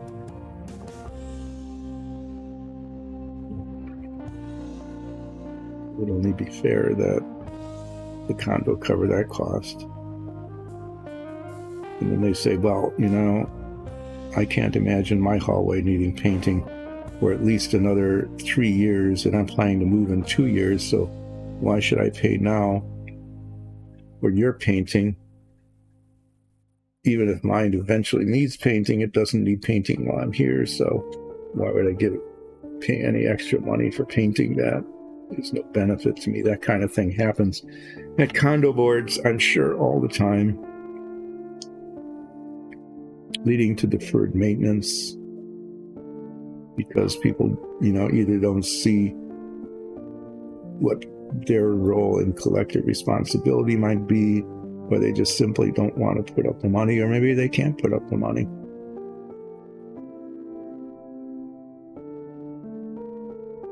Sometimes it actually leads to tragedy.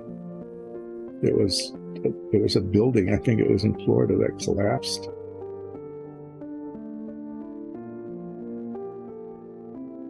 Because the rebars or something, the concrete had failed, and the rebars were failing, and it takes a while for the concrete to crack and the rebars to fail, and there's maintenance that can be done, like painting or coating or putting new cement on or something like that, and the condo people just wouldn't approve the extra money to do it. So if I'm remembering this correctly, there was like a twin building, something that was built in exactly the same way, where the condo owners had put up the money for preventive maintenance. Fairly expensive maintaining concrete, I guess, in a saltwater environment like the ocean front or near the ocean. So their building was inspected and found to be fine, and this building fell down and killed a bunch of people. It was really awful. So there can be really serious consequences to short-termism, and the old ounce of prevention is worth a pound of cure thing.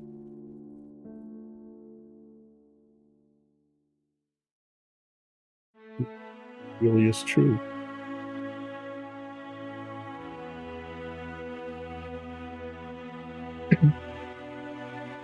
But I think it's actually, unfortunately, pretty common that, the old ounce of prevention, people aren't willing to put out the ounce. And then something really bad happens, or things deteriorate to the point where it's extremely expensive to fix. It's even fixable. They end up paying for the pound of cure. And because people kind of come and go in condos, you can see how that happens, where people just say, I'm not going to be here long enough for it to be my problem, so it's not my problem.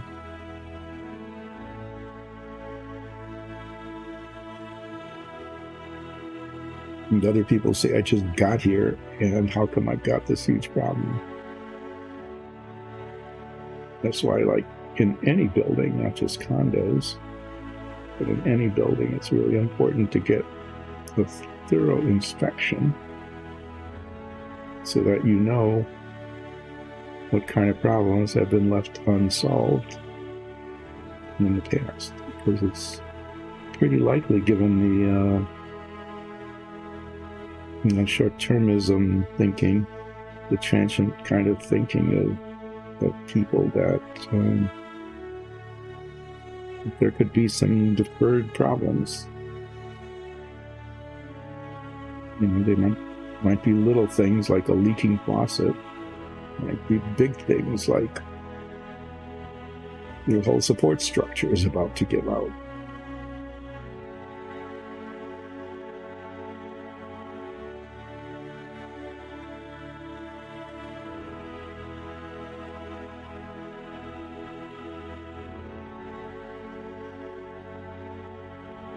Anyway, if you're getting into a new situation, it's important to check to make sure you don't have an old situation left over. And if you're in a situation and you have any kind of influence, either over yourself or others, it's actually kind of important to be aware of the ounce of prevention, pound of cure kind of thing is really very true and potentially life-saving.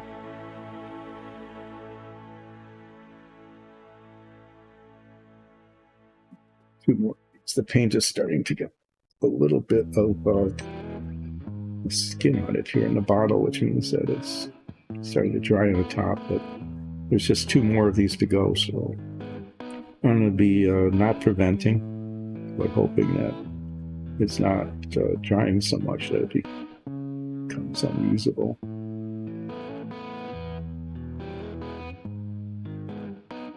Get these two sets of door panels done.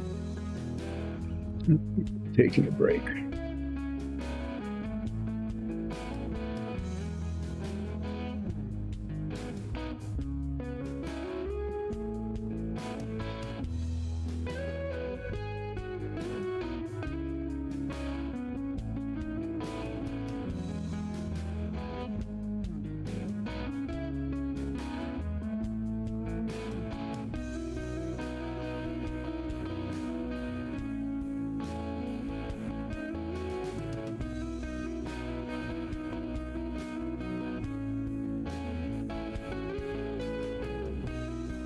Yep, on camera, this looks incredibly messy, doesn't it? Just slopping the paint all over the thing. And in fact, it is incredibly messy, and I'm just slopping the paint all over everything because I want to make sure that these corners and edges are covered. But it makes it even more dramatic then. It actually is. It's kind of cool. Kind of a cool feeling that when after this is dried and washed, and then I paint the lattice and I just pull the brush right across the top of these raised lines, and all of a sudden this messiness disappears and there's all these really nice straight lines, and pretty good work.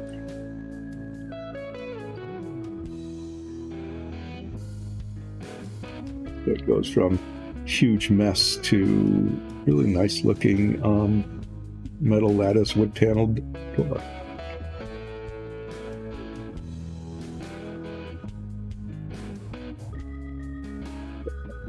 Feeling I might have missed the back of some of these, but I didn't.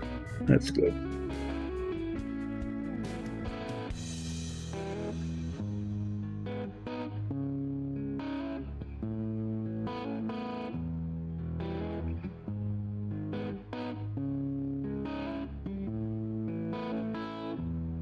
Anyway, yeah.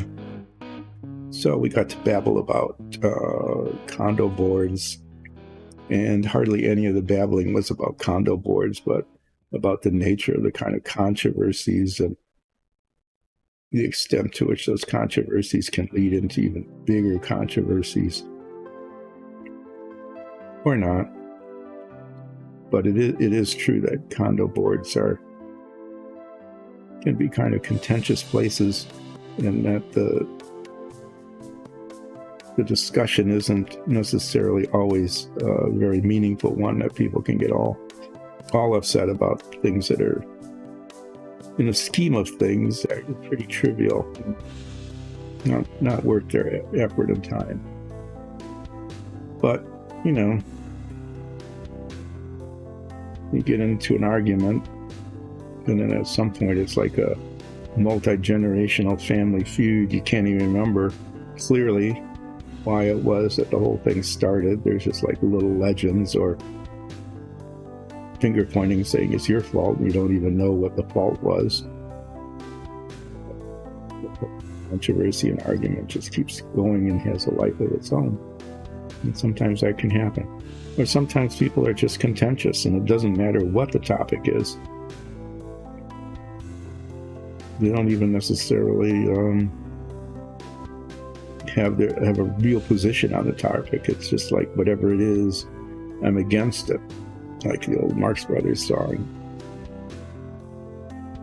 Just because being against it can be, you know, that's an assertion of power.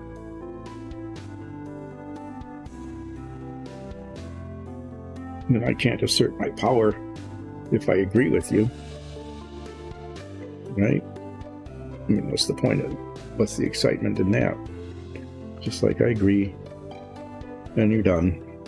So that's not very thrilling, but sometimes it's just, you know, can throw a wrench in the works that I'm having influence and power. And that's all you're doing is what you're doing then is obstructing and creating, you know, discord where there need not be any. But sometimes that happens too,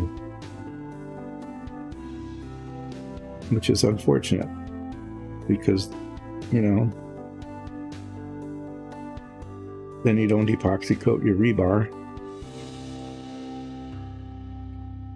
and your building falls down. But if you ever get to be on a condo board, something equivalent, just, you know, keep in mind a couple of simple things like, you know, just stick to the facts, and more importantly, an ounce of prevention is worth a pound of cure. And that bird feeders do potentially attract rodents, but they aren't necessarily mice and rats. And if they are, they're outside where the bird feeder is.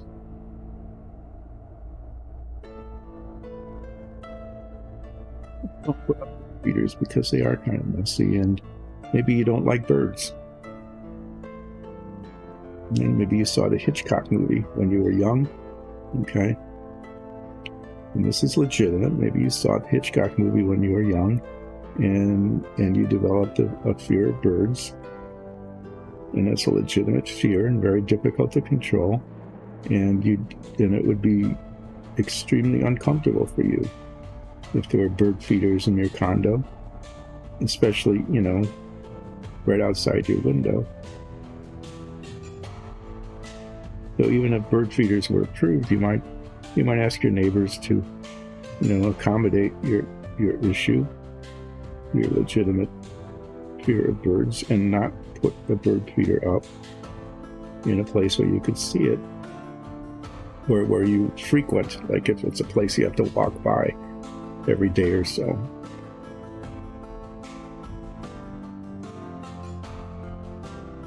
You know, and if you've got considerate neighbors, they might say, you know, that's a really, I'm glad you brought that up. I wouldn't have known that, but, you know, I do understand your concern, and so I do want a bird feeder, but I can put my bird feeder in a place where it's totally out of sight, where you won't see it either from where you're living or from where you frequently walk. I can do that, and I will, because I don't want you to feel afraid here. And you'd say, well, sometimes I walk in that area, and then you reach a compromise, and you say, I know, but you very rarely walk in that area. It's a place where I see it all the time, and I enjoy the birds, and it's not a place where you would see yours. And you go, yep, you're right. I very infrequently walk there, and there's another way of getting to where I need to go. And I acknowledge your love of birds.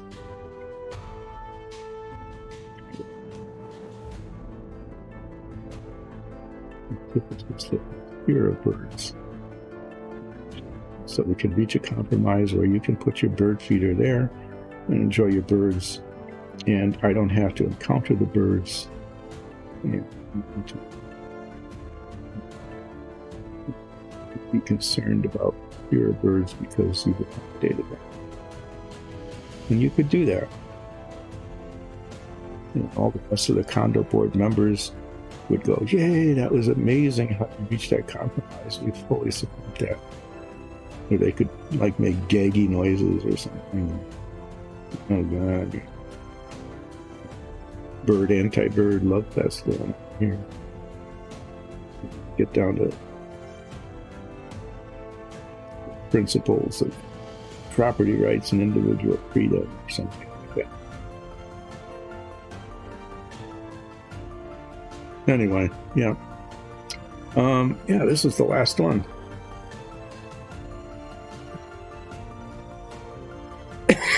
Eight doors and paneled.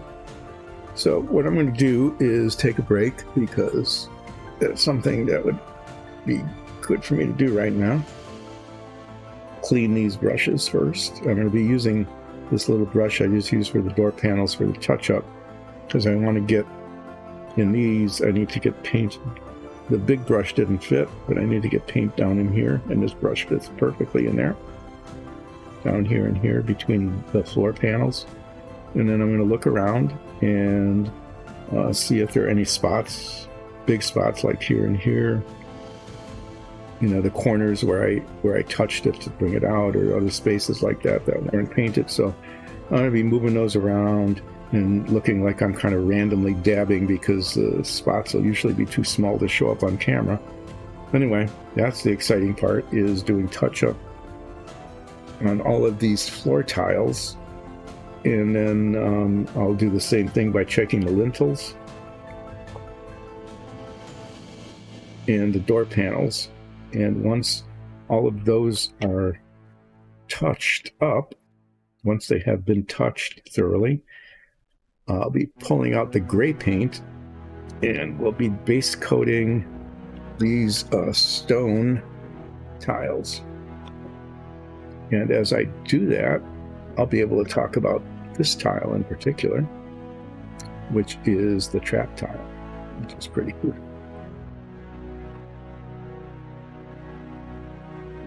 So, hang on or come back after the break.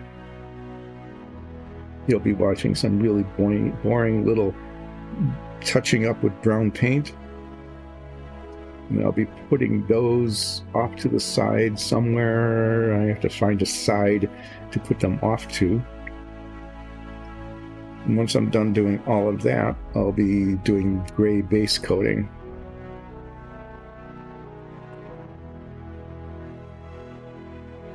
And then we'll see what time it is. If there's still time left, I will wash these wooden tiles.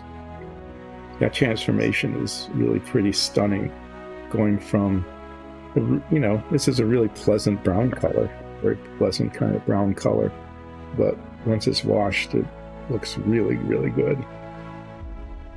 So, yeah, break time. I'll be back in somewhere between 10 and 20 minutes, maybe longer, maybe shorter, not really sure. I will be back, though. And after I get back, we'll be doing this other stuff. See you soon.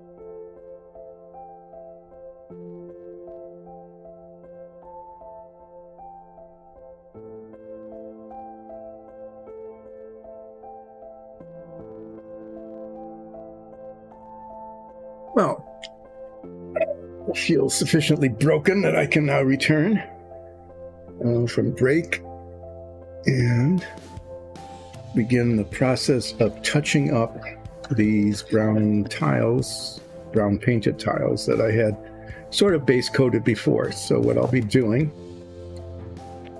is just rotating them in many different directions, trying to find spots. Like there's a little spot there, maybe you can see it, where the paint didn't get down into the depth of the texture of the wood grain. I need to put paint into these areas, and then there's little touch-up spots all over.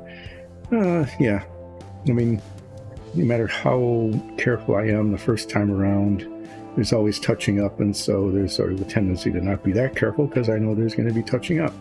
Anyway, I'll be using a smaller brush because I'm going to just be trying to get into this space here, and that brush fits pretty well. And because most of them are little dots, this paint is really pretty good at touching up.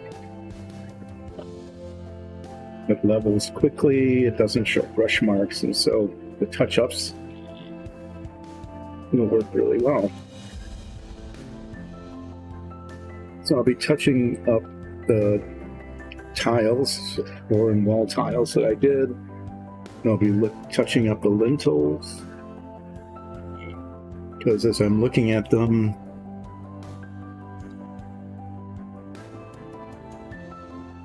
using those little spots like here and so on that didn't get fully painted, and I'll be touching up the doors.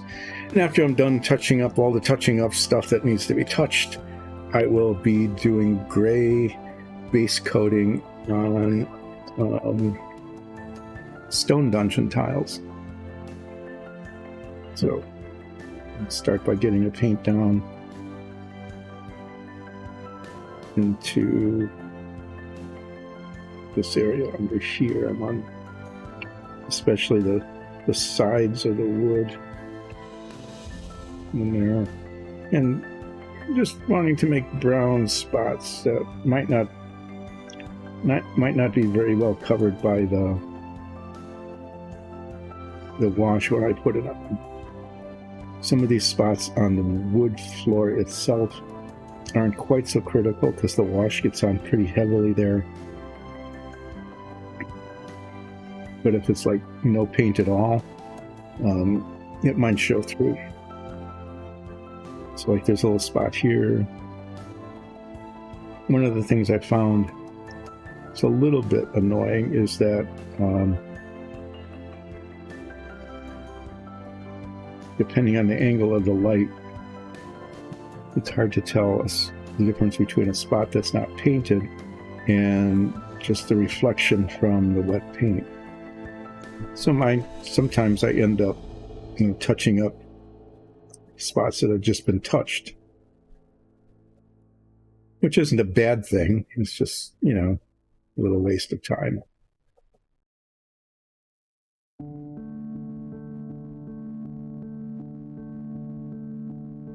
One of the more difficult things right now is finding a place to put these, because I'm going to be bringing a bunch of gray tiles over from where they are there. Those are going to be gray, and they need to be sheer, and then these need to be somewhere, but I can't put them where the gray tiles are, so we'll Dice and Dungeons mug, and I'll put them up over there, I guess. Just reach up out of the way.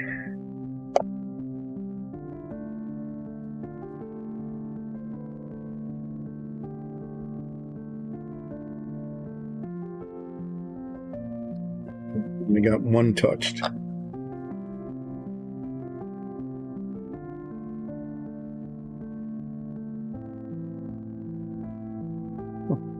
And this one.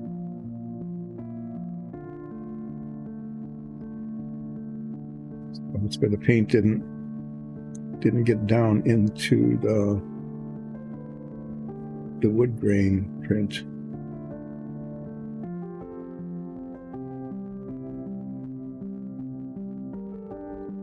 And like I said, the wash would likely cover up most of that, but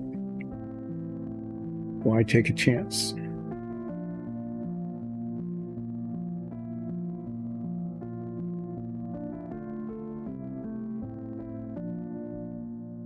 Obvious spot on these floor tiles is I put them on the sticky tack holder, but then I had to pick them off by the corners and where I touched them. It's to be paint loss.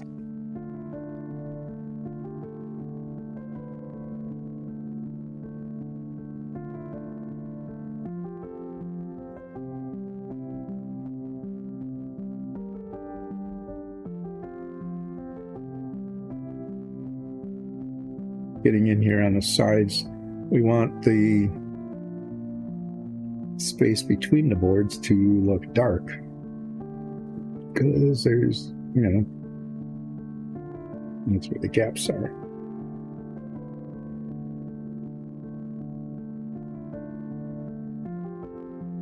If I tended to not have enough paint on the brush, I'm not sure. It just seems to be, or maybe just the wood grain is deeper there, I don't know.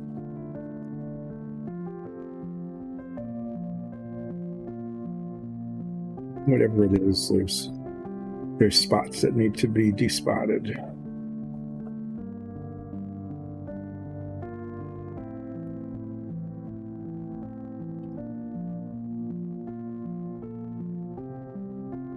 Touching these up with this brown base coat, and what will happen later, either now or in a later stream, either later today or later stream, depending on how the time goes, is they get washed with sometimes it's called an ink.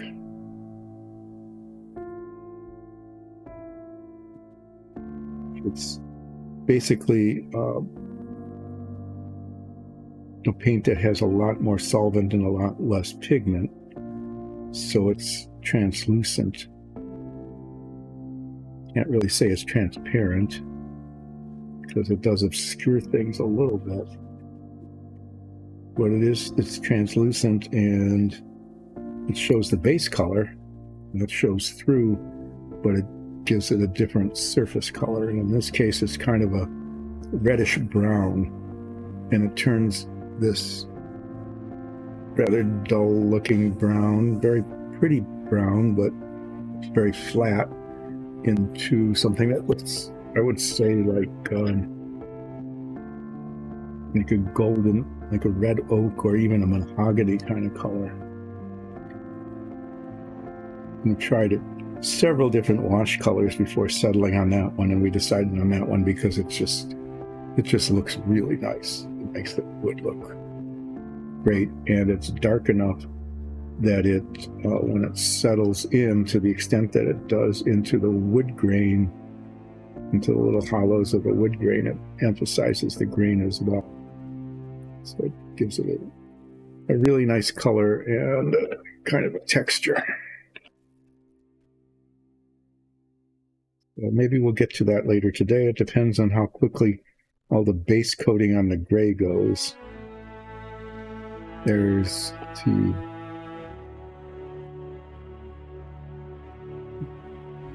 it's like 15 or 16 plus the pillars, so that might end up taking up all of our time for today. So here we are on Relaxing Painting. I have to say that, at least when I'm on, where else can you go to get a monologue about how a condo association board controversy about garage doors can turn into an international incident? Probably nowhere else. And yet, here today, you got to enjoy that, at least in the first half of the stream. Or as I was saying much earlier, if you're really lucky, you'll find this to be uninteresting, in which case it's even more relaxing because you don't really have to pay attention to it or remember anything. And my guess is that many of you will find that the monologue about that garage door controversy will be uninteresting.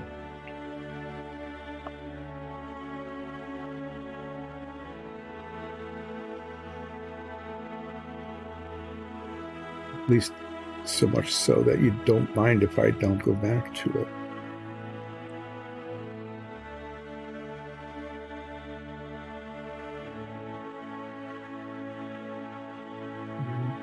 I can let you listen to the music for a while.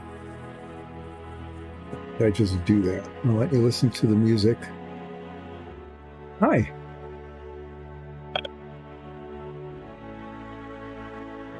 Thanks for joining after break. Yeah, you missed the whole monologue about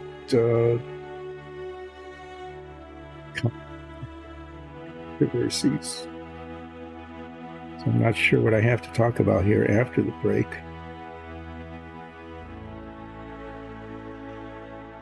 I might go back to that.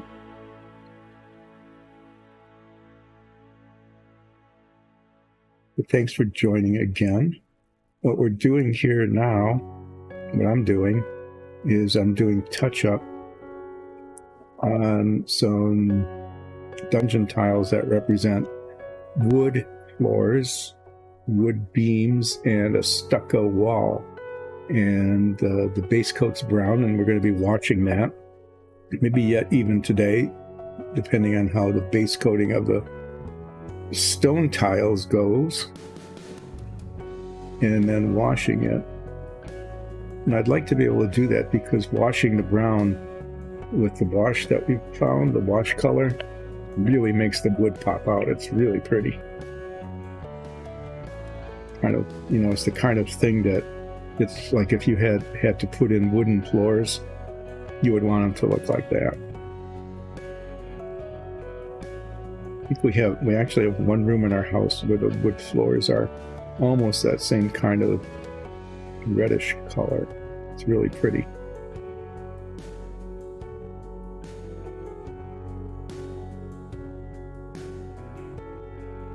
Oh, well, good luck with your stream. I don't want to talk about Super Train Who.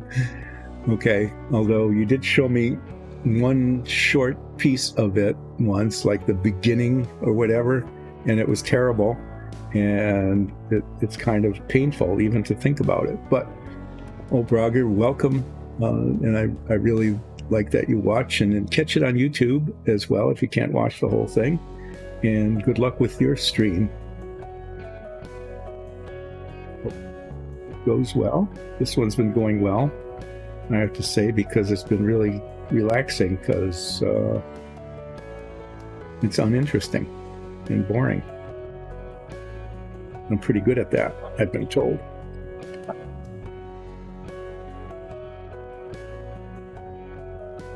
Well, if we do a marathon, I might say that, okay, we can get, like I was talking about condo association boards and controversies, let's get the board of directors of Dice and Dungeons together.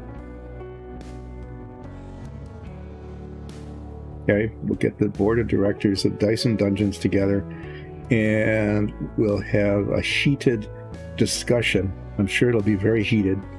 We could maybe even turn the furnace up a little bit, about whether or not we should have a Super Train marathon.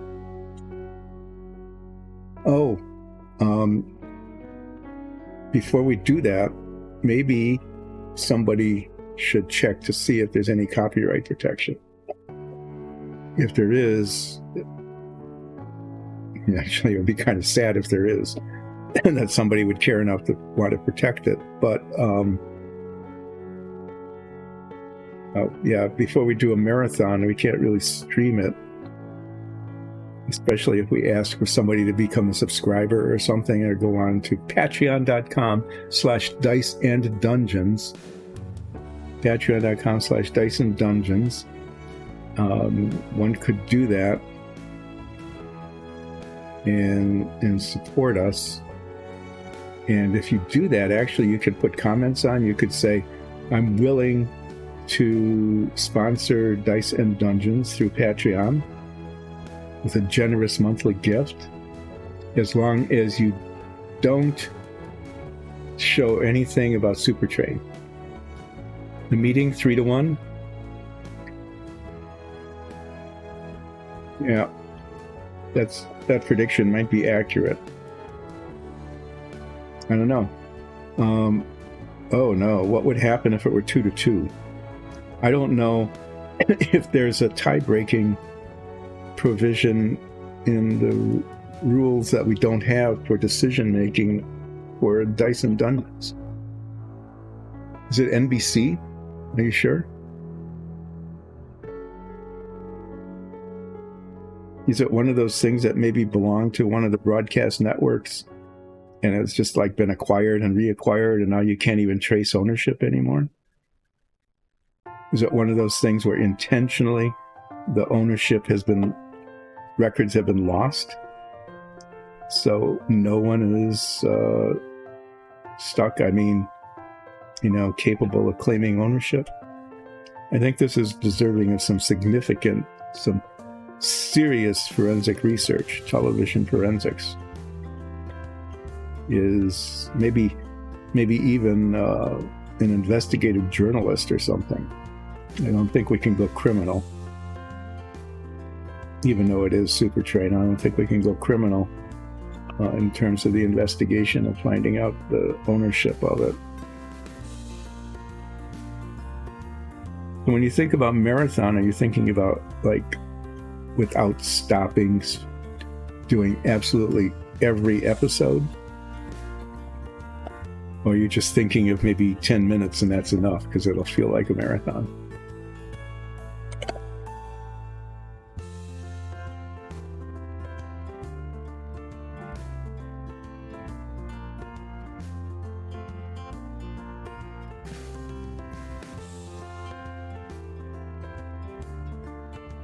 Only 9 episodes. Are they like half-hour episodes or are they full hour?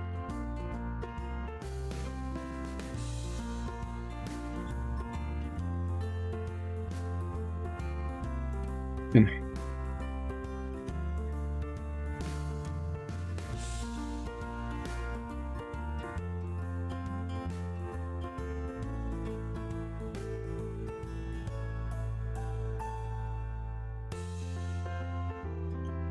okay. So there's 10 hours of Supertrain. Well, we could do that instead of playing our Dungeons and Dragons campaign for like, was it 10 hours? Really? We're so proud of it, it isn't even listed on the list of productions.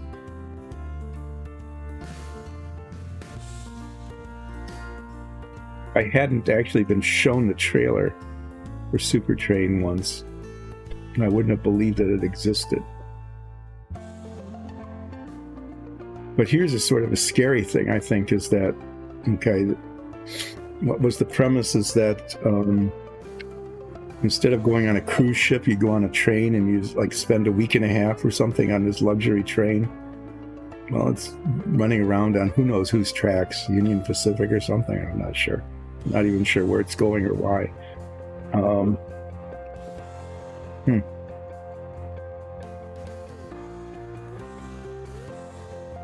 But that, so this premise of spending like forever on a train, which actually used to be a thing. I mean, when you were going on back in the 1840s or whatever it was, 50s, and you're going coast to coast, and probably took like more than a week to get across the country if you stayed on the train and just kept going. I don't know how good the food was then. Maybe you had to get off the train and, marauder and shoot your own food even. I don't know how that worked. Suppose first class was probably pretty fancy. Anyway, yeah, there was another show that was fairly recent, like within the last 5 years or so, about the world is freezing for some reason. I don't know, another ice age, global warming failed. I don't know exactly what the premise was, but for some reason the world is freezing, and the only people alive are on a train. Now, it doesn't make sense. The train would all be the tracks would be covered in snow. Someone had to build the track, someone has to maintain it. Anyway, there's this like nuclear powered train that has like 4 different classes of accommodation on it, and you can see where that's going.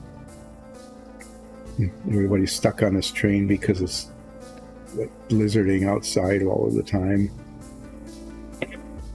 So while you're on a train and while you're not just like in a bunker somewhere or a luxury hotel with a heated pool, I don't know. But anyway, yeah, there's this other thing about a train that's almost like Super Train? Snowpiercer, that's it. Yeah.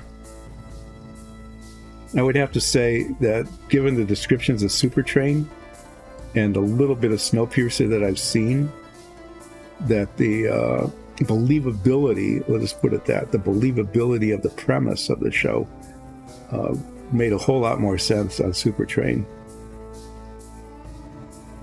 than it did on Snowpiercer, which just made no sense at all. It's like, why are we doing this? And the only reason I could think of is that people thought it was cool to have these outdoor shots of the model of the train plowing through fake snow. I'm like, oh yeah, that's cool. Let's show this train plowing through snow, and it probably couldn't.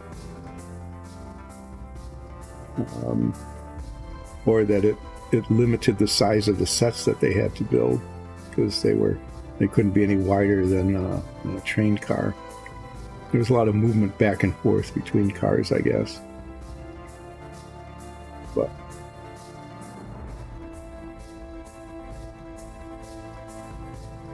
having a luxury train that you were just on for a while, riding around doing luxury train things, made more sense than Snowpiercer did. So I wonder if Snowpiercer just like stole its idea from Super Train. Maybe they even went back and watched some of the early episodes so that they could set it up right.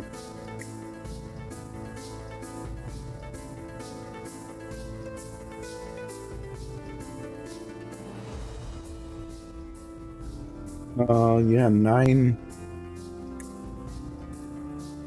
episodes, huh?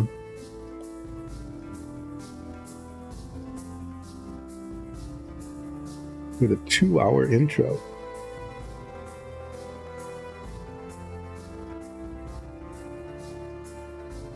Well, if the DM ever really runs out of ideas,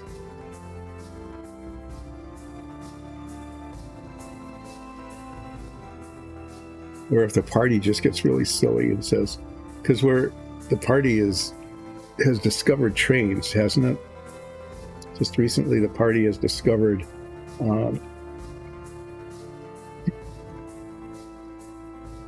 haven't really discovered them. They ran into or were abducted by or detained by a group of dragonkin who invented trains, I guess. They just invented it.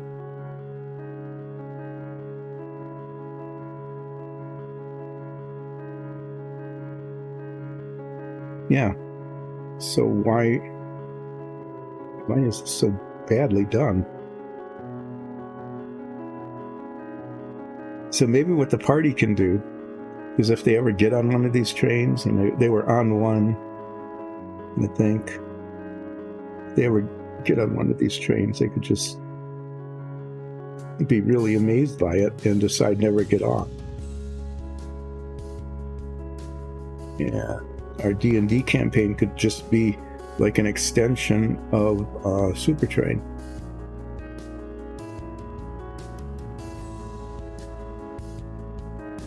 And if it's not copyright protected, we could call it that, right?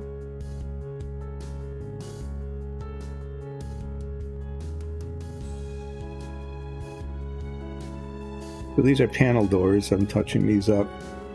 These brown areas here between the raised bits are wood panels, and then the raised parts, the lattice around it, are iron.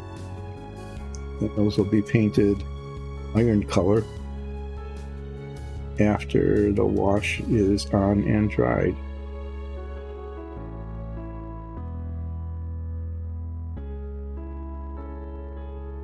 Just touching them up to make sure that the panels are fully covered in paint, and more importantly, the corners are painted. And it doesn't take a long time to do the touching up. It just takes a long time to rotate them in all different directions to make sure that I'm not missing the spots that need to be touched.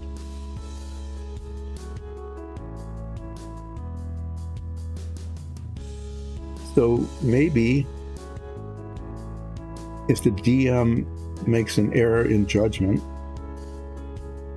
and lets the party get onto a train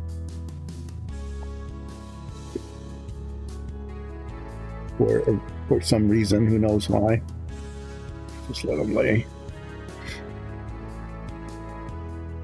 If that were to happen, we could super train it.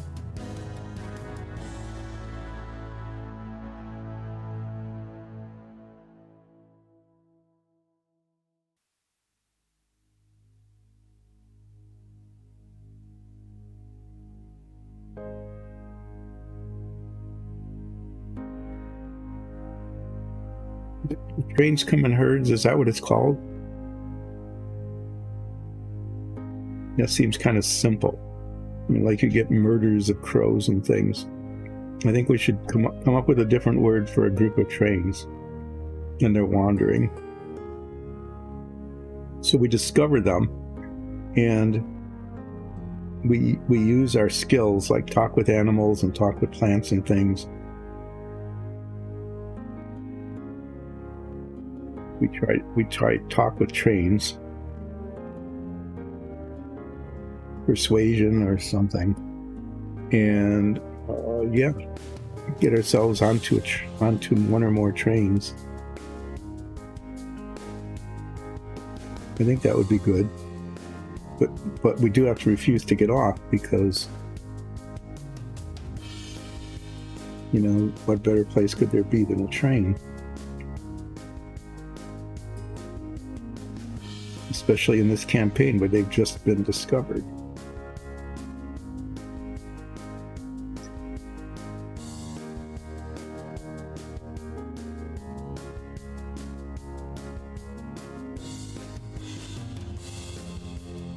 But I've convinced myself that Super Train, at least in concept, if not in execution, made a whole lot more sense than Snowpiercer, which struck me as just being really silly. Given the environmental change, like that's how you adapted to it. It made no sense. And why does it need to keep moving? And it's moving along a track, and who laid the track out ahead of time? And why in the specific places that it's going? Is it going anywhere? Is there a place to go anymore? Is it just like a big loop that goes around and around somewhere, or some other kind of polygon? I never watched enough of it. Maybe I need to watch the very beginning of it to find out why a train. And if the answer is why not a train, granted, given the level of sophistication of television shows and stuff like that, why not a train is probably as good as any. It's like, are people watching it? Or more importantly, are sponsors paying for it? And if the answer is yes, we have a sponsor paying for this, then why not a train is all you really need, right? Whereas Super Train, that was a real effort to probably like an initial marketing ploy. Might even been that to test the market to see if there's a market for a never-ending luxury cruise ship train thing.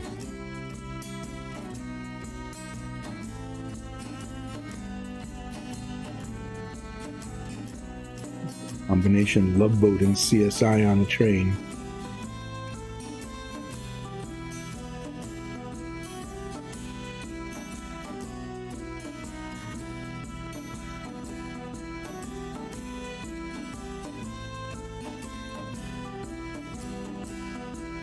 Three more of these doors.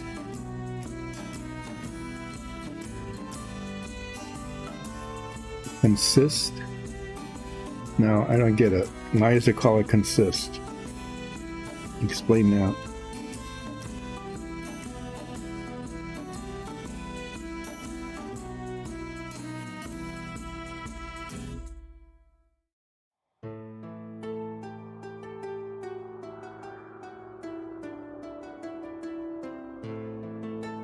Well, maybe you don't have to explain. Yeah, that's it. It's just a word for it. It's just like a pod of whales, right? Why is that called a pod? It makes no sense. It's not like they're peas or beans or moving things, that you put your furniture in and your car and the truck takes it away. It's just called that. So your explanation is perfectly fine, Who. It's just what it is. And if you want to accurately refer to a group of trains, that's what you call it. And consist.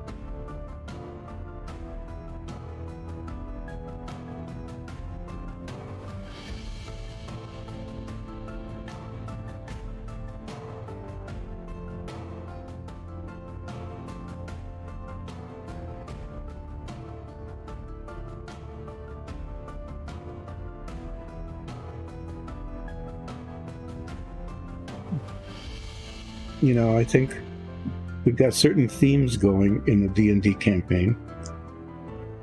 We have, for example, pretzels.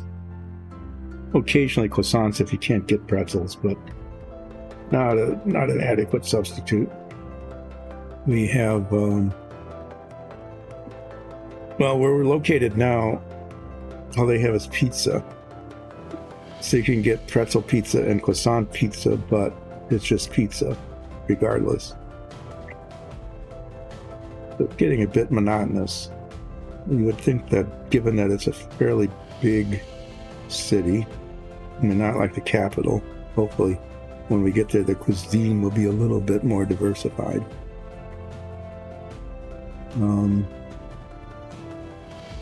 So that's a theme. There's a theme restaurant we keep running into. Won't talk about that much here. You could tune in and watch the episodes if you want to find out what that is.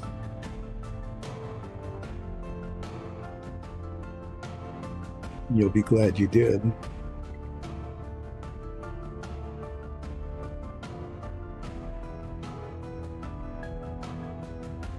We have a themed sea monster, Sturmgrimmy. That was a really cool discovery, finding Sturmgrimmy. Who has occasionally saved our butts. Yep. Who has occasionally granted us gifts that allowed us to survive and thrive.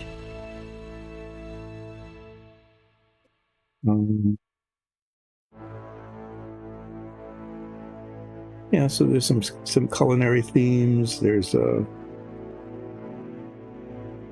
friendly NPC character that is a makes recurring appearances, which is cool. But we don't have a thematic mode of transportation.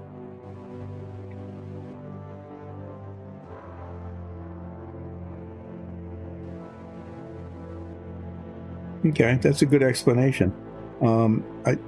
I think you should post that. You could start a Wikipedia page. I think anybody can do that. And just see how it holds up to editing.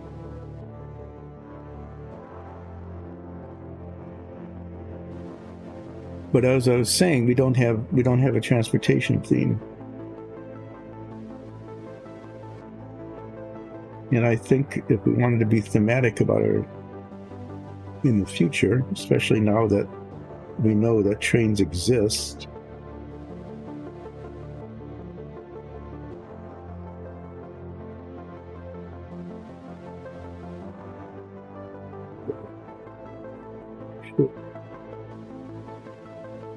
we should insist from the Company of Blades that the company That's it. The company of Blades should actually acquire a train, like a private train, and it should be given to us by name. Okay, so I'm done touching up the brown stuff. And I probably could wash a lot of it right now, but as I had showed you just a little bit earlier,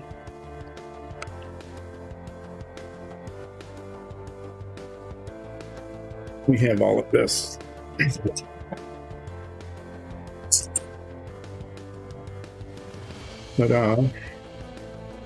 we have all of this that needs to be base coated in gray. So you probably should get on with it. Use gray paint. That'll work because that's the color that we're using. Clean the small brush out because I'll be using the big brush again to cover more surface area faster. But before I begin to paint, I want to show you these wonderful trap tiles. These are really cool. So if you look at these, this is like a regular wall. This wall has a little prong on it. And the way this works is this is set up to be a corridor. Situate. And you have an alternative wall. And that alternative wall held on by magnets is like that. So you walk through here. It's only wide enough for one character to go through at a time. Okay? So you're already sensing some danger, but it might be a really nasty kind of corridor. And it's possible that the DM, knowing that your party never detects traps, it just doesn't happen, even though there, is a spell that anybody can cast practically any time, almost. Whatever, it's available. It's not used. Is that, you can see, no trap, right? No trap. You have a replaceable wall, and this wall has a little steel panel on it. And if somebody walks through here without detecting traps and triggers it, this comes off. Well, that was not good. And this goes on. And the trap shoots out. There's two ways of doing it. One is to actually, the little prong just came right out. It's very weird. We're gonna have to fix that. So you can either replace the wall like I did, and the reason for this is if you're doing this and players can see both sides, you want to not see a trap on the back of this, because the alternative is to put it like this so you can't see the trap on the inside, it's on the outside. But if you can't see the outside wall because of the way it's set up, is you can set it up so you just simply rotate it and the trap goes off. And the trap can be one of two things. I'll show you them in painted form. The trap can be flame. It's a big flame. Goes all the way across. Ouch! Or it can be a gas cloud. These are held in by magnets in the real thing when it's completed. And this gas cloud comes out and it goes... You're like sedated or made sick. Hopefully not killed, because if you're killed, you fall down here, then the rest of your party has to like climb over your corpse, setting off the trap again, and then that would block the passage and you couldn't get through. Well, maybe that's not such a bad thing, because if you couldn't get through, then the opposing folks couldn't get through either. And yeah. So either way. But yeah, there's gas clouds and flames. And I've got some here that need to be painted. This is what they look like when they're primed. So that'll take a little bit of extra attention in the future. There's some little strings in the printing process that need to be cleaned up before they're painted. Anyway, that's how this trap thing works, and it's really cool. Because you can either then, if you can't see it when it's set up and you don't mind it, you can rotate the wall or if you can see it, there's an identical wall, okay, that you can put on here that there's no trap on it on either side, and you replace it when the trap is triggered.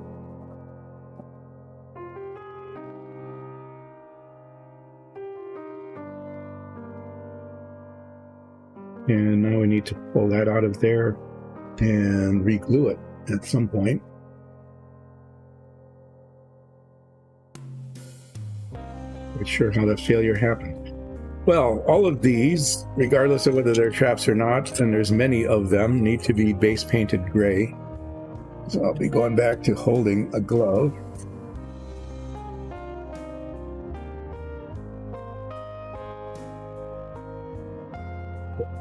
Getting paint on me just like I was before, and I will give this a stir.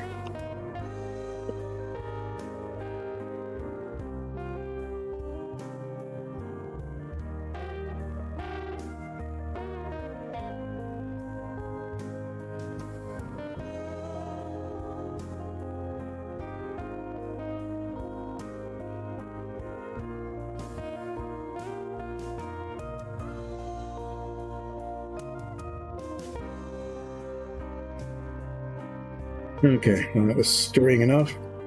I'm going to do just some plain floor tiles. There's a lot of these. These are rough stone.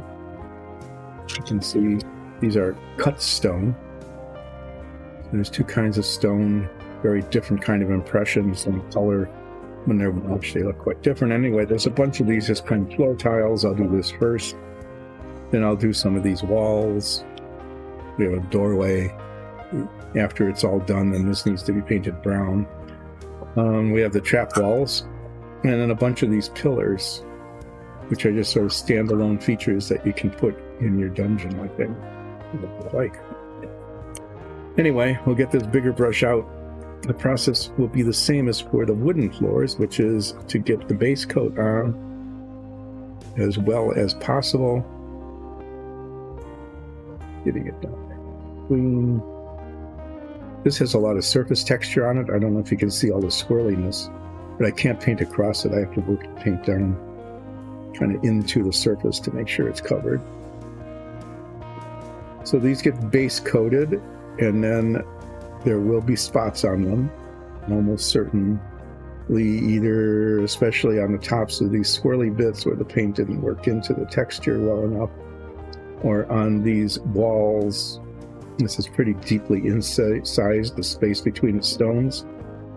Sometimes the paint doesn't get down into there, and then the primer shows through, and even though they're washed later, we don't want white spots between the stones on a stone wall.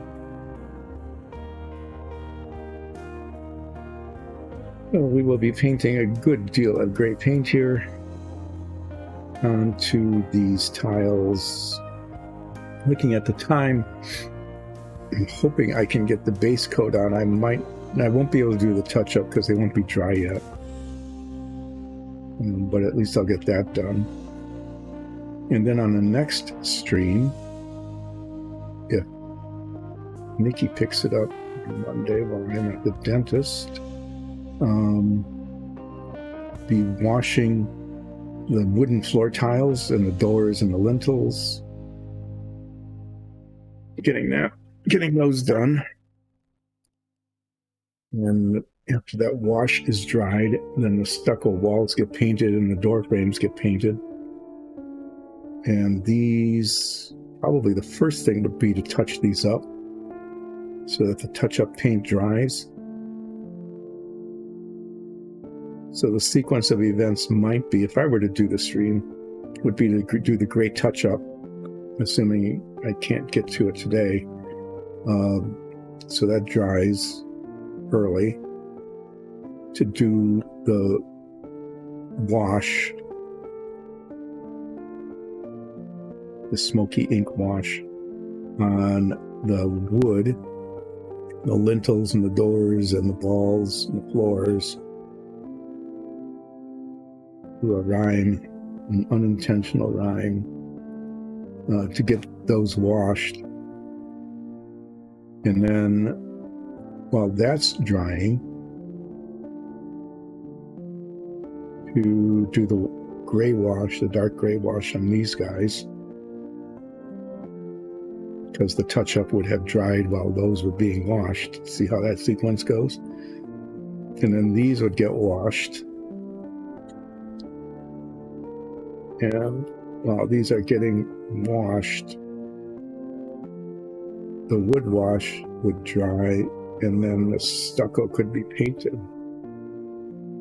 And that could all work out, maybe.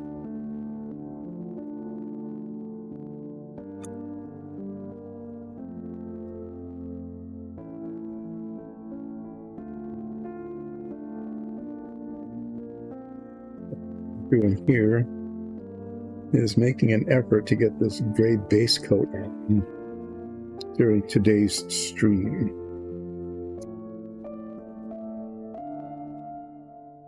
Because steps 2, 3, and 4 can't be done until the base coat is on, dried, and touched up.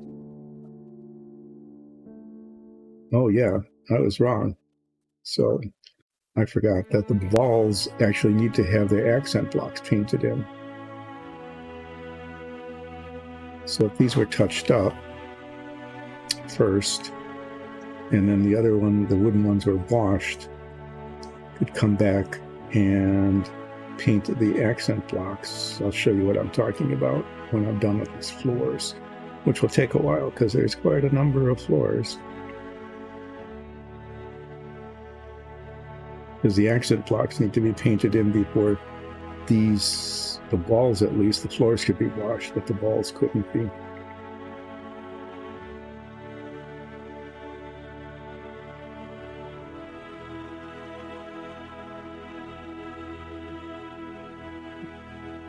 Miraculously, I've been staying on camera. That doesn't happen very often.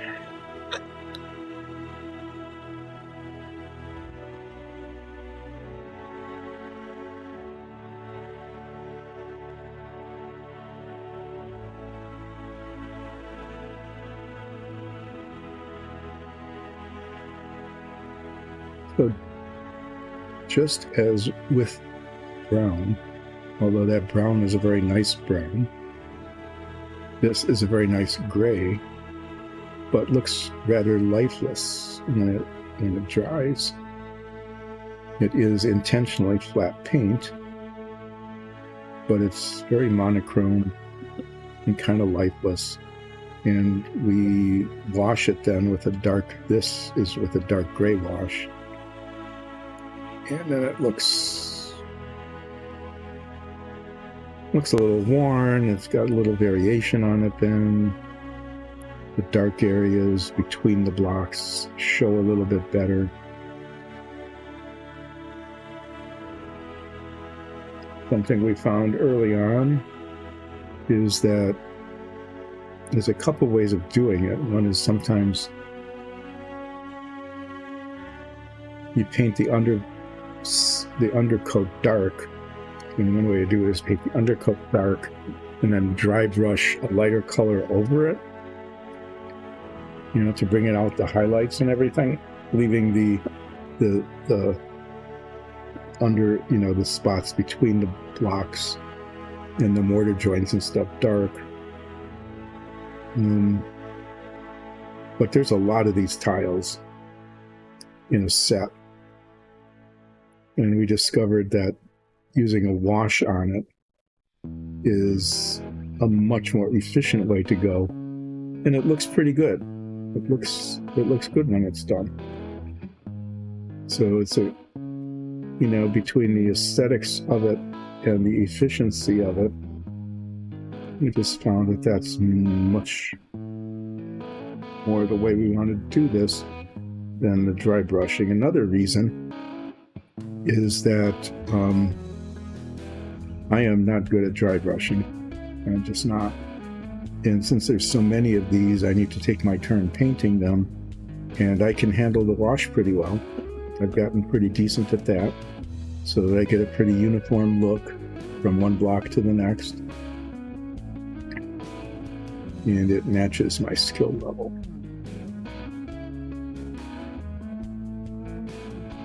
So I take these off, I'm touching them on the corners here, so there's always 2 corners on each one that almost by definition need to be touched up later. There's no way around it.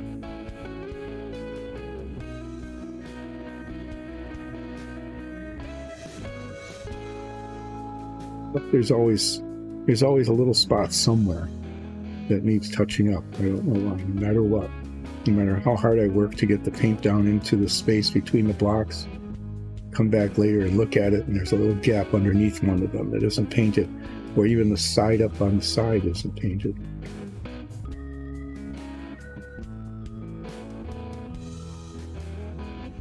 Where we have the touch-up step, is to make sure that the base coat is good enough so that when the wash is put on it, it looks the way we want. It passes quality control.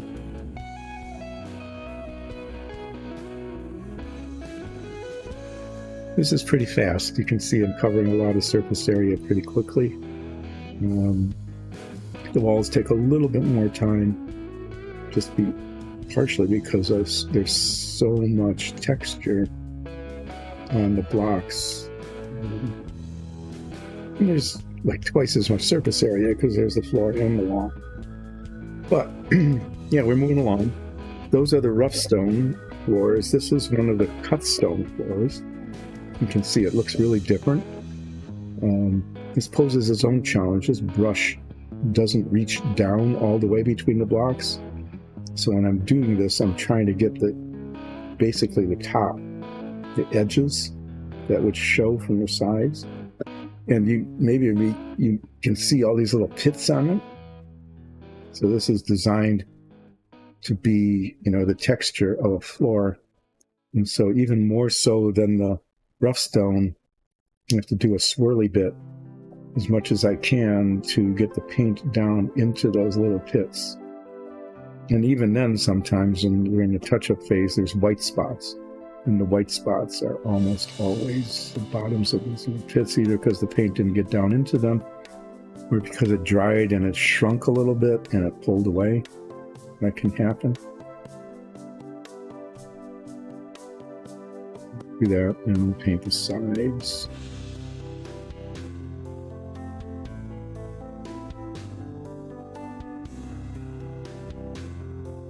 The very, very first set of these that we painted, we didn't necessarily paint all the way down to the very bottom of these sides, thinking, well, they wouldn't show.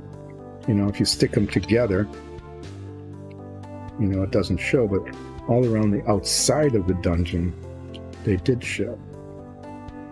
And so, having done that a couple of times and not really liking the unfinished appearance of it, started painting all the way down to the bottom like that, so that unpainted areas didn't show even on the outside of the dungeon that you had set up.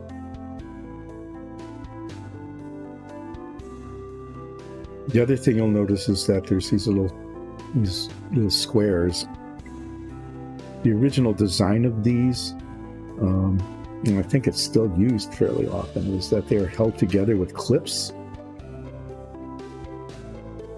And we did that the very first time too. We used the clips to hold them together, and just found that they were a little bit harder to use than we liked, and they weren't very flexible, not like bendy flexible, but rearranging tiles flexible.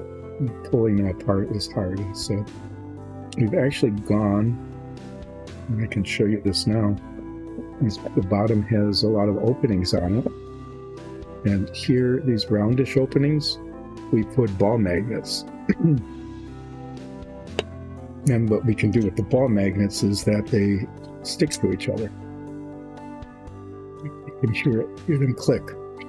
Let me take this. Started painting this. I can't really show you, but they hold together in any orientation.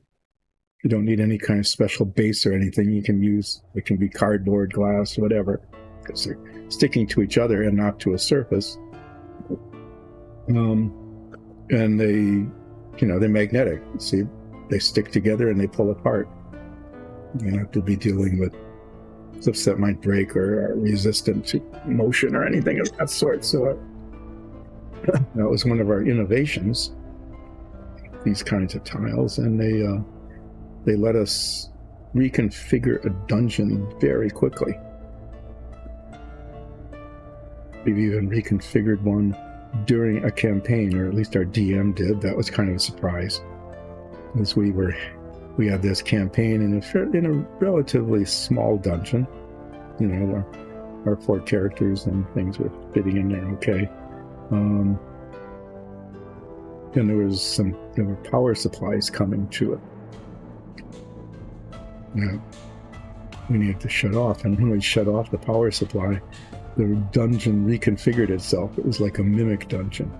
So right there during the campaign, right on the fly, the walls and the floors all came apart and came back together again in a different configuration, which was easy to do right during combat because they're just held together by magnets.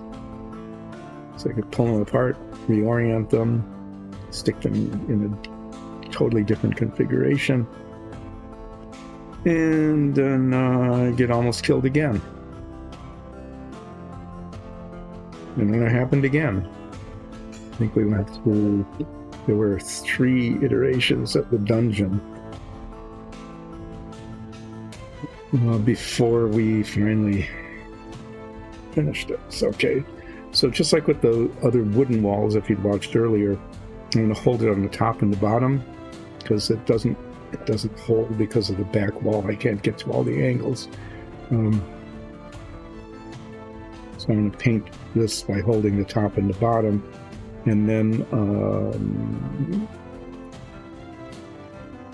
cut it down and paint a little bit where I was holding it on the top.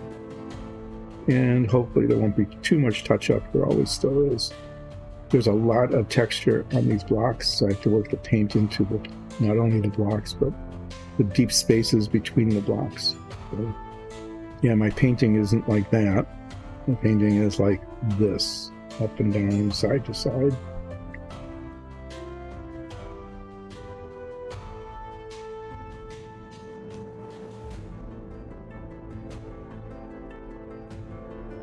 The back of the wall first. I learned that that's easiest because then the rest of the painting is done from the front, so I don't have to keep rotating it too many times.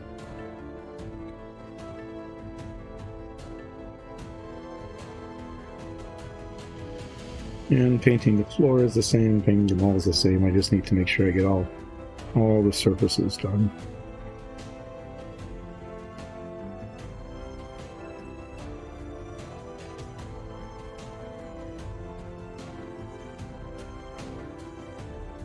On time. I got like 20 some minutes. Yeah, I'll be able to base coat all of these, I'm pretty sure, during the stream without going too terribly much over. I was, I think, 7 minutes late starting, if the clock on my computer was right. That was because we had a little bit of a glitch with one of the cameras. This one, the one that's important because you can see what's going on, was working fine. The one that's aimed at me wasn't working. It was kind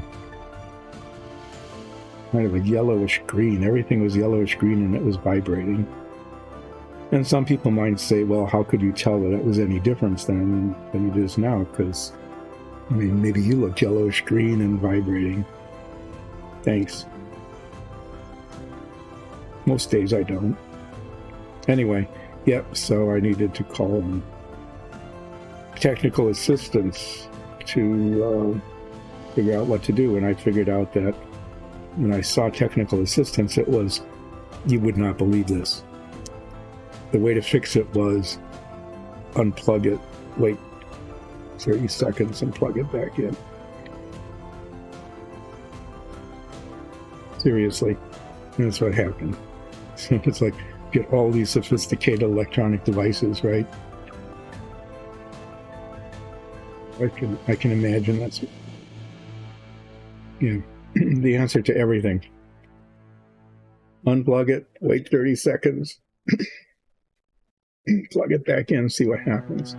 I'm not sure if we're going to be able to use this one because that little prong came off. That's the second time we had one of these where that broke off. They could probably be epoxied back in, but I'm not sure, so I'm going to save that till the end. These are doors.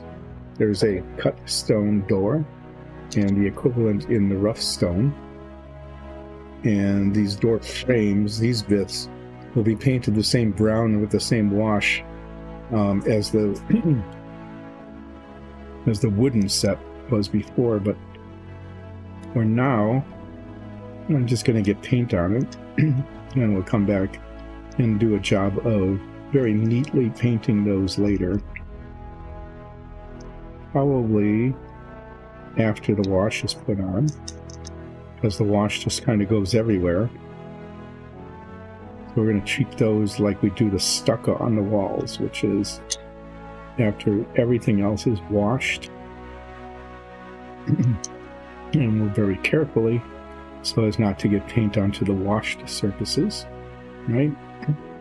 Paint those the wood, and then even more carefully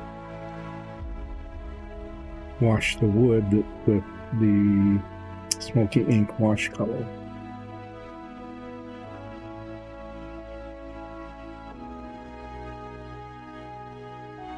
Because we're going to do that, I can feel free just to use the big brush and work the paint into the mortar joints there. And not worry about getting it on the part that will be painted 2 layers later.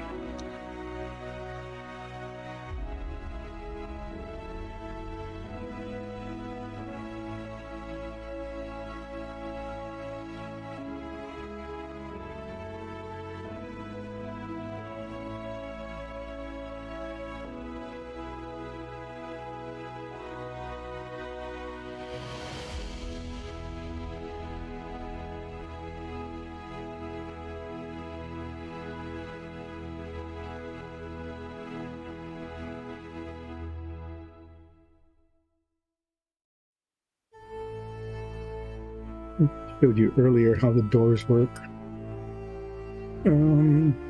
Probably at some point during the stream, one of these streams, we'll see it again after paint's dried and can be touched and all.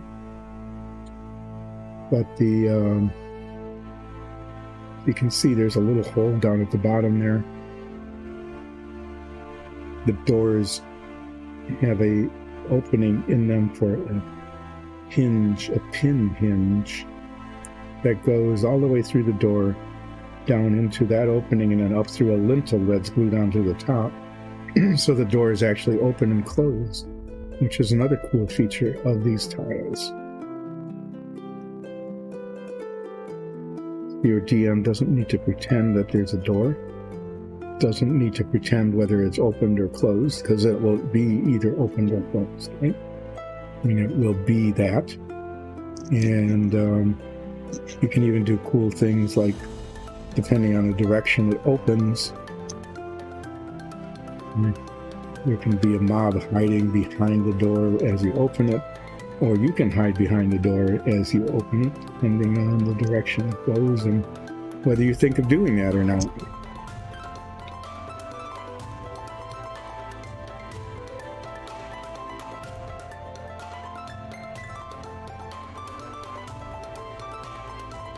Is the rough stone one, and you can see it's, quite a bit different look than the cut stone.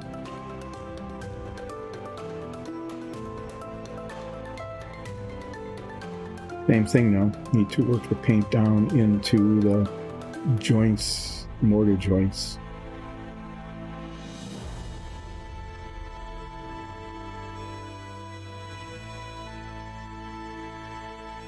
In the cut stone, we've decided that the cut stone and the rough stone get washed the same color, but because the textures are so different, they actually have quite a different look to them when they're done.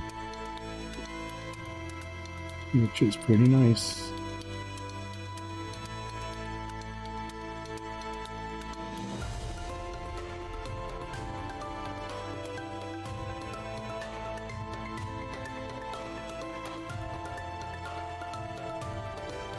We do a paint inventory.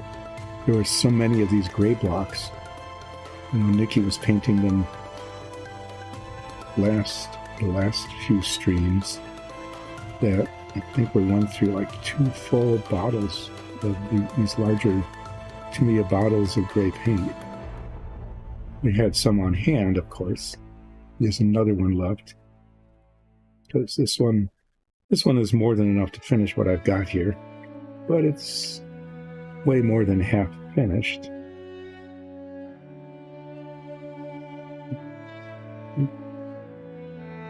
Do an inventory and decide if we need to buy more. The same thing's true of the blue that we use for the base color, for our alternate base color for these stones, as we go through a lot of that too.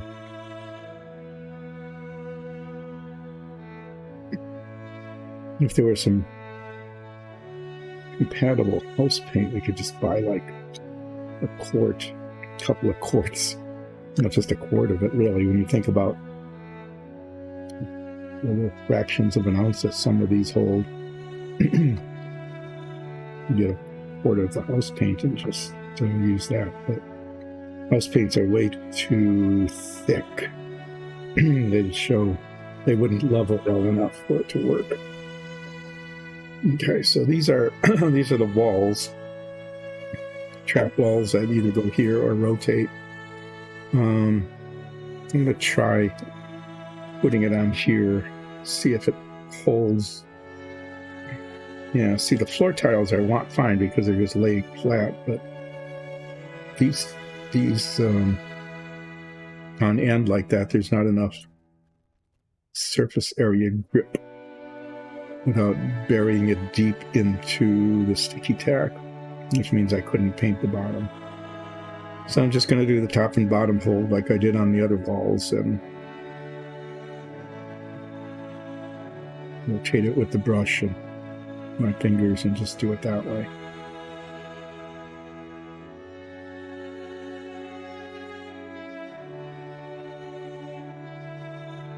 So each trap tile comes with 2 walls. This is the wall that has the trap on it, and this plate gets painted brass so you can see it.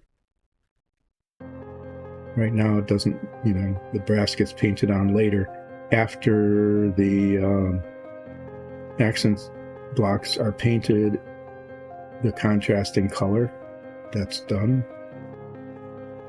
After touching up accent blocks, then wash. And after this whole thing is washed, then very carefully with a smaller brush and detail, this gets painted brass.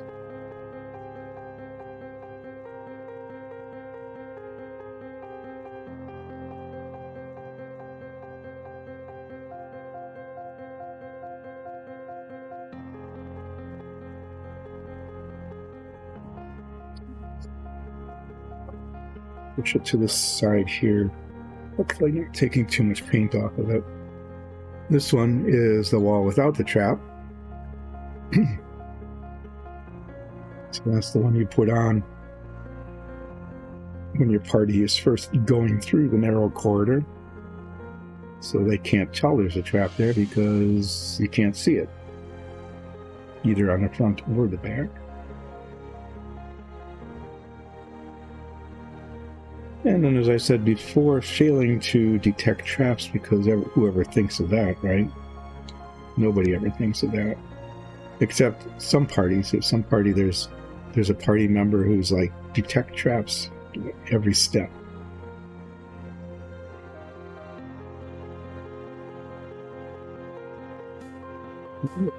Through the middle of town, the sidewalk might have traps in it. Detect traps. We go 5 feet, whatever the range of detect traps is. And we go that far and we detect traps again. I mean, what DM would be so diabolical and boring as to like put a trap every 30 feet or so? But our party, trying to remember, I think we've like detected traps like once or twice, and it feels like never. Done detect traps, and ta-da! Every time we had the anywhere from 1 to 5 times.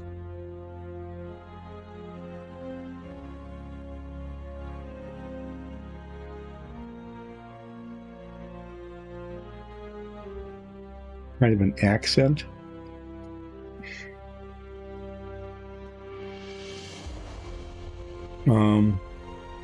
It's really kind of an indeterminate accent because they're dungeon tiles, and you know, if you ever watch,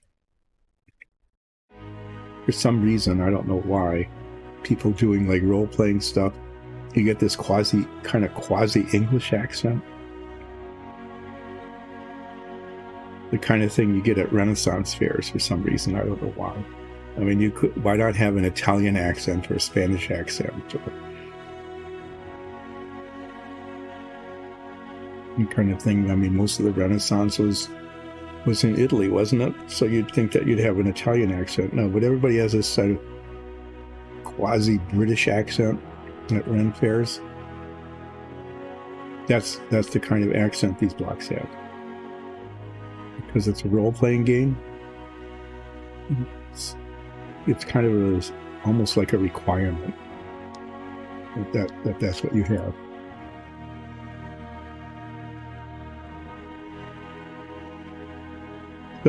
Some of these blocks are pretty good at the accent. I mean, it does sound British. Again, why British? I don't know. I should say British doesn't really make sense. There isn't that. Is it English, an English accent? Is it a Scottish accent? Sometimes it gets a little Scottish. Irish? I'd say sometimes the Renaissance fair will sound a little Irish because they're trying to be Scottish, but it doesn't quite happen. I don't know that I've ever heard anyone try to do a Welsh accent. And of course, even if you're doing an English accent, depending on your social status and your place of origin, your accent could be very different from someone else's. And, you know, and the British use the variations in those accents to decide whether you're worth their while or not, or whether you're a higher status employee, and all of that sort of thing. But the sort of general accent that the accent blocks have is that pseudo-English accent that you get at Renaissance fairs.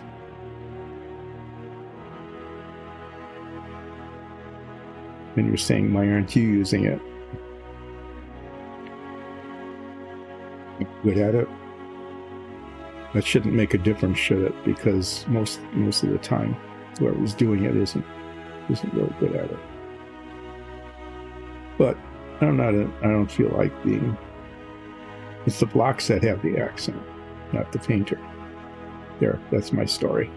I'm sticking with it.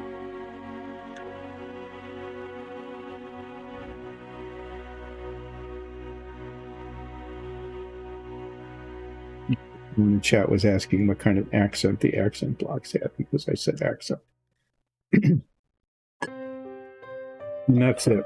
So this one, the little prong on here broke, so this might have to be recast, but I'm going to paint it anyway, just in case the decision is to try to repair it rather than redo the whole thing.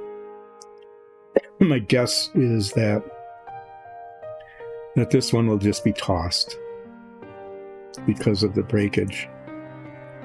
We will be able to get the pin out of the bottom of the wall where it broke off into it.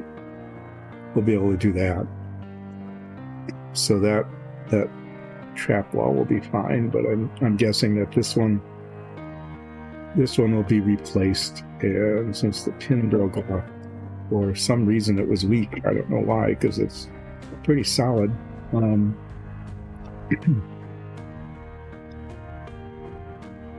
Yeah, This one will not make it much past this base coat stage. The decision what to do with it will probably be made between now and the time touch-up occurs. So, sorry, trap wall base, you are probably not going to survive quality control because you're pinned off. Okay, we're going to go a little bit over today because I've got these 6 pillars to do in a base coat, and it's the same color, and there's no sense starting all over, you know, and delaying everything. Move along, because what we want these to do is dry so that they can be touched up, so that the pseudo-English accent blocks can be painted on those pillars as well, so that they can dry and be washed. So putting these on here, I did that once before. I think it worked okay. And yeah, we're going to paint these 6 pillars. Same thing, just have to go vertical to work it into the vertical spaces, and horizontal to work the paint into the horizontal spaces. Hopefully not leaving too terribly many little gaps that need to be touched up later.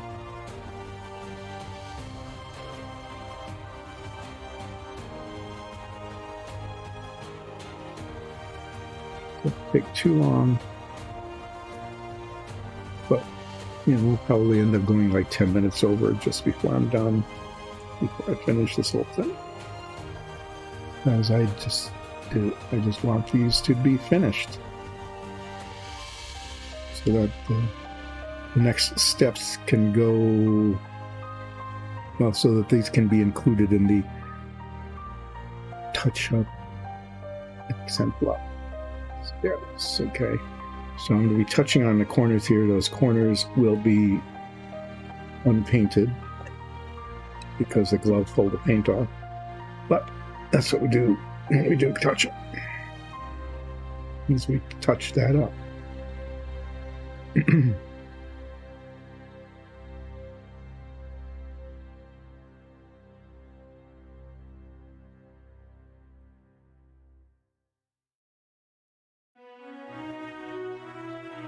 Well, trying to wrap things up here as I move along on these round accent pillars. Earlier in the stream, we all saw through a kind of, you know, what if kind of scenario how a condo board controversy, or at least disagreement, about whether or not architecturally inappropriate doors, garage doors at that, or that kind of discussion could lead to an international incident.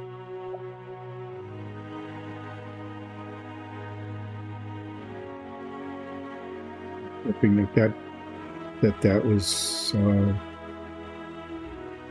either entertaining or uninteresting enough that it was relaxing, one or the other.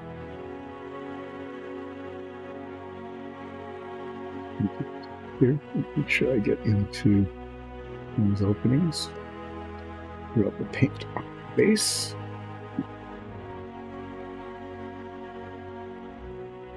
See, we talked about Supertrain.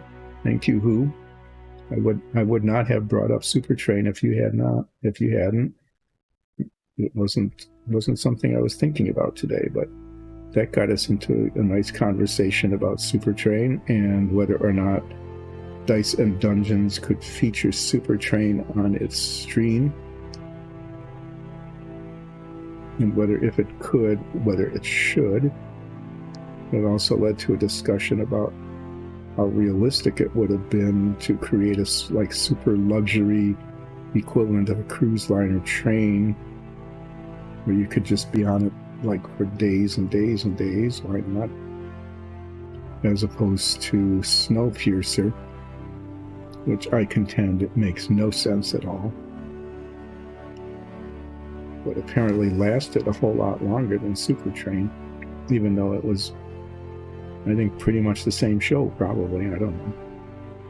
Never saw a whole episode of Supertrain, so I can't judge, but, you know, being on a train for a long time seems to be the common theme there. So that was kind of another one of those uninteresting, pointless discussions that I seem to have quite often on this stream. I got to talk a little bit about the stuff I'm doing with Dungeon Tiles, their production and their purpose. Good. It's 2 out of 2. 2 out of 3 at least that I knocked over trying to set down.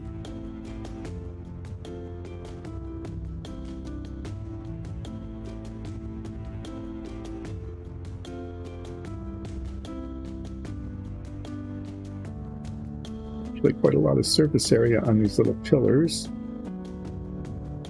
And it's all these blocks. So you need to get the paint down into the gaps between the blocks in order to give it. You don't want it totally uniform, but you don't want like weird dark spots and light spots either, even after it's washed.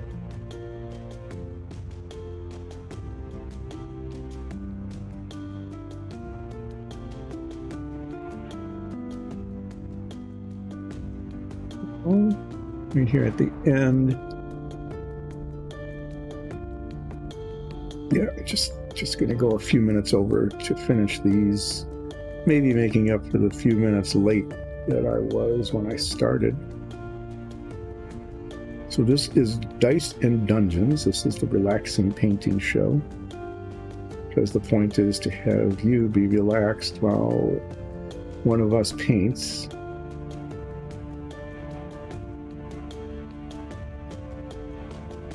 Of this lately at least has involved painting the tiles that belong to dungeon sets, some of which are quite elaborate.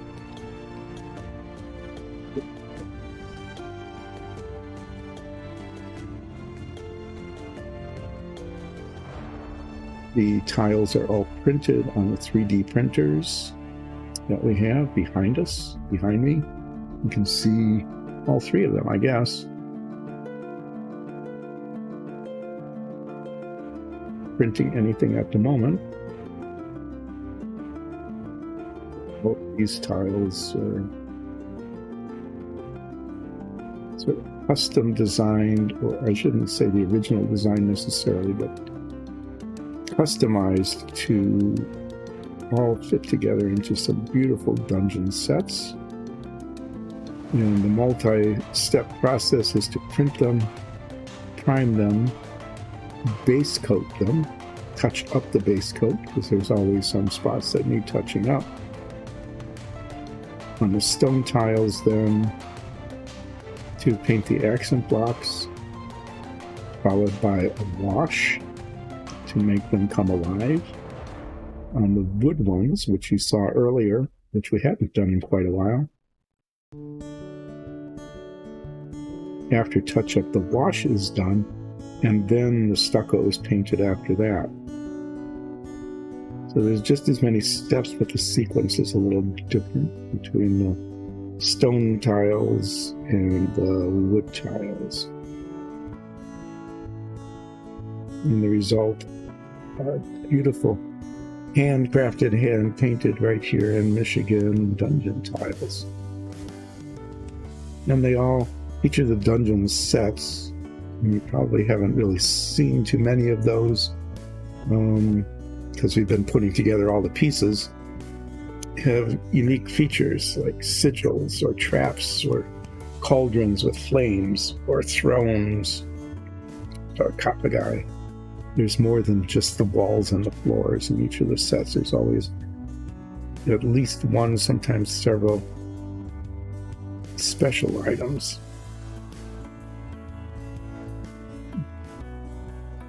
distinct feature of the set. Wooden sets, it might be, fireplace and a table and a counter. Or in one case, a trapdoor on the floor, which is pretty cool. On the stone sets, you've seen sarcophagi, slime pools for the necromancer set.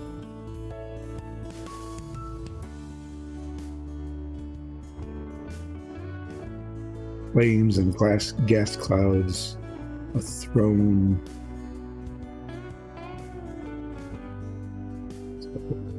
Cool things that help make what would ordinarily be just a bunch of walls and floors into a really kind of spectacular dungeon. This paint is almost gone. There's more than enough to finish the touch-up. But if we had another set of tiles like we did today, it wouldn't be enough to go around. Anyway, that's the last of the pillars. I'm just going to leave it on there. Why not? A little bit of paint left in the jar. We don't want to waste that.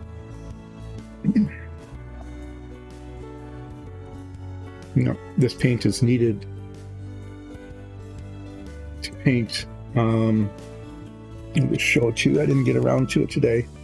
I forget if it's either going to be the base or the lid of the sarcophagus is going to be painted in the gray. And then either the base or the body of the chair is going to be painted in gray. This one throne that was done earlier, you can see how fancy it is. It was done with a gray base and a dark blue top.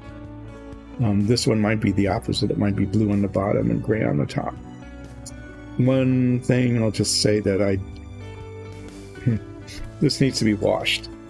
And I decided, I'm going to paint all this gold detail. Some of the gold will get on the base coat and I'll have to touch it up. And if I washed it already, it'll be a mess. Well, I was wrong. Getting it done did not get very much onto the underlying color. And what it was were just tiny little spots.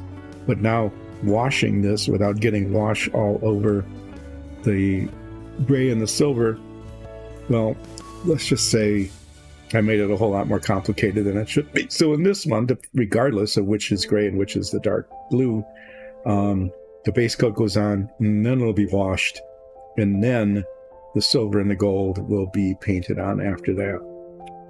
Either I'll be doing that or somebody else will, but learn that lesson in terms of the sequence of events.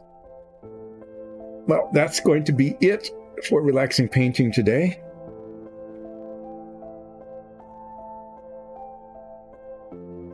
Now, the chat on the two windows.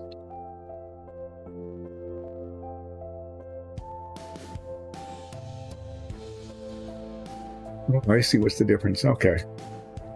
I have a little print window and a big print window for whether I have glasses on or not. And the colors and the type font and everything else are totally different on the two, so it looked like they were really totally different conversations, but they're not. Anyway, thanks for joining today. Relaxing Painting with Dice and Dungeons, Monday, Wednesdays, and Fridays from 10 until 2, more or less, starting and ending time. Sometimes, like today, it starts a little bit late. Sometimes it goes a little late. Sometimes it ends a little early, depending on what we've got to paint. But nonetheless, it's Dice and Dungeons, and it's relaxing. And it's painting. Always painting. What we accomplished today was base coating a whole lot of tiles, some wooden tiles, some doors, some lintels, some stone tiles, and what has to happen next is touch up on the gray. Washing the wood. Accent blocks on the gray, washing the gray, and painting the frames on these doors, the frames and the lattice in the metal color. So, a lot of work got done today. A lot more needs to be done. I can see already a surprising amount of touch-up needs to be done on these gray tiles before they're ready to be washed and accented. And that'll happen next time. So please join in on Monday from 10-ish until 2-ish with Relaxing Painting with Dice and Dungeons. If you like what you have seen, please feel free to become a subscriber. Tell your friends and relatives to become subscribers. And if you are willing, go to patreon.com/diceanddungeons and support us that way as well. Thanks so much. And somebody will be back on Monday morning doing relaxing painting. Bye.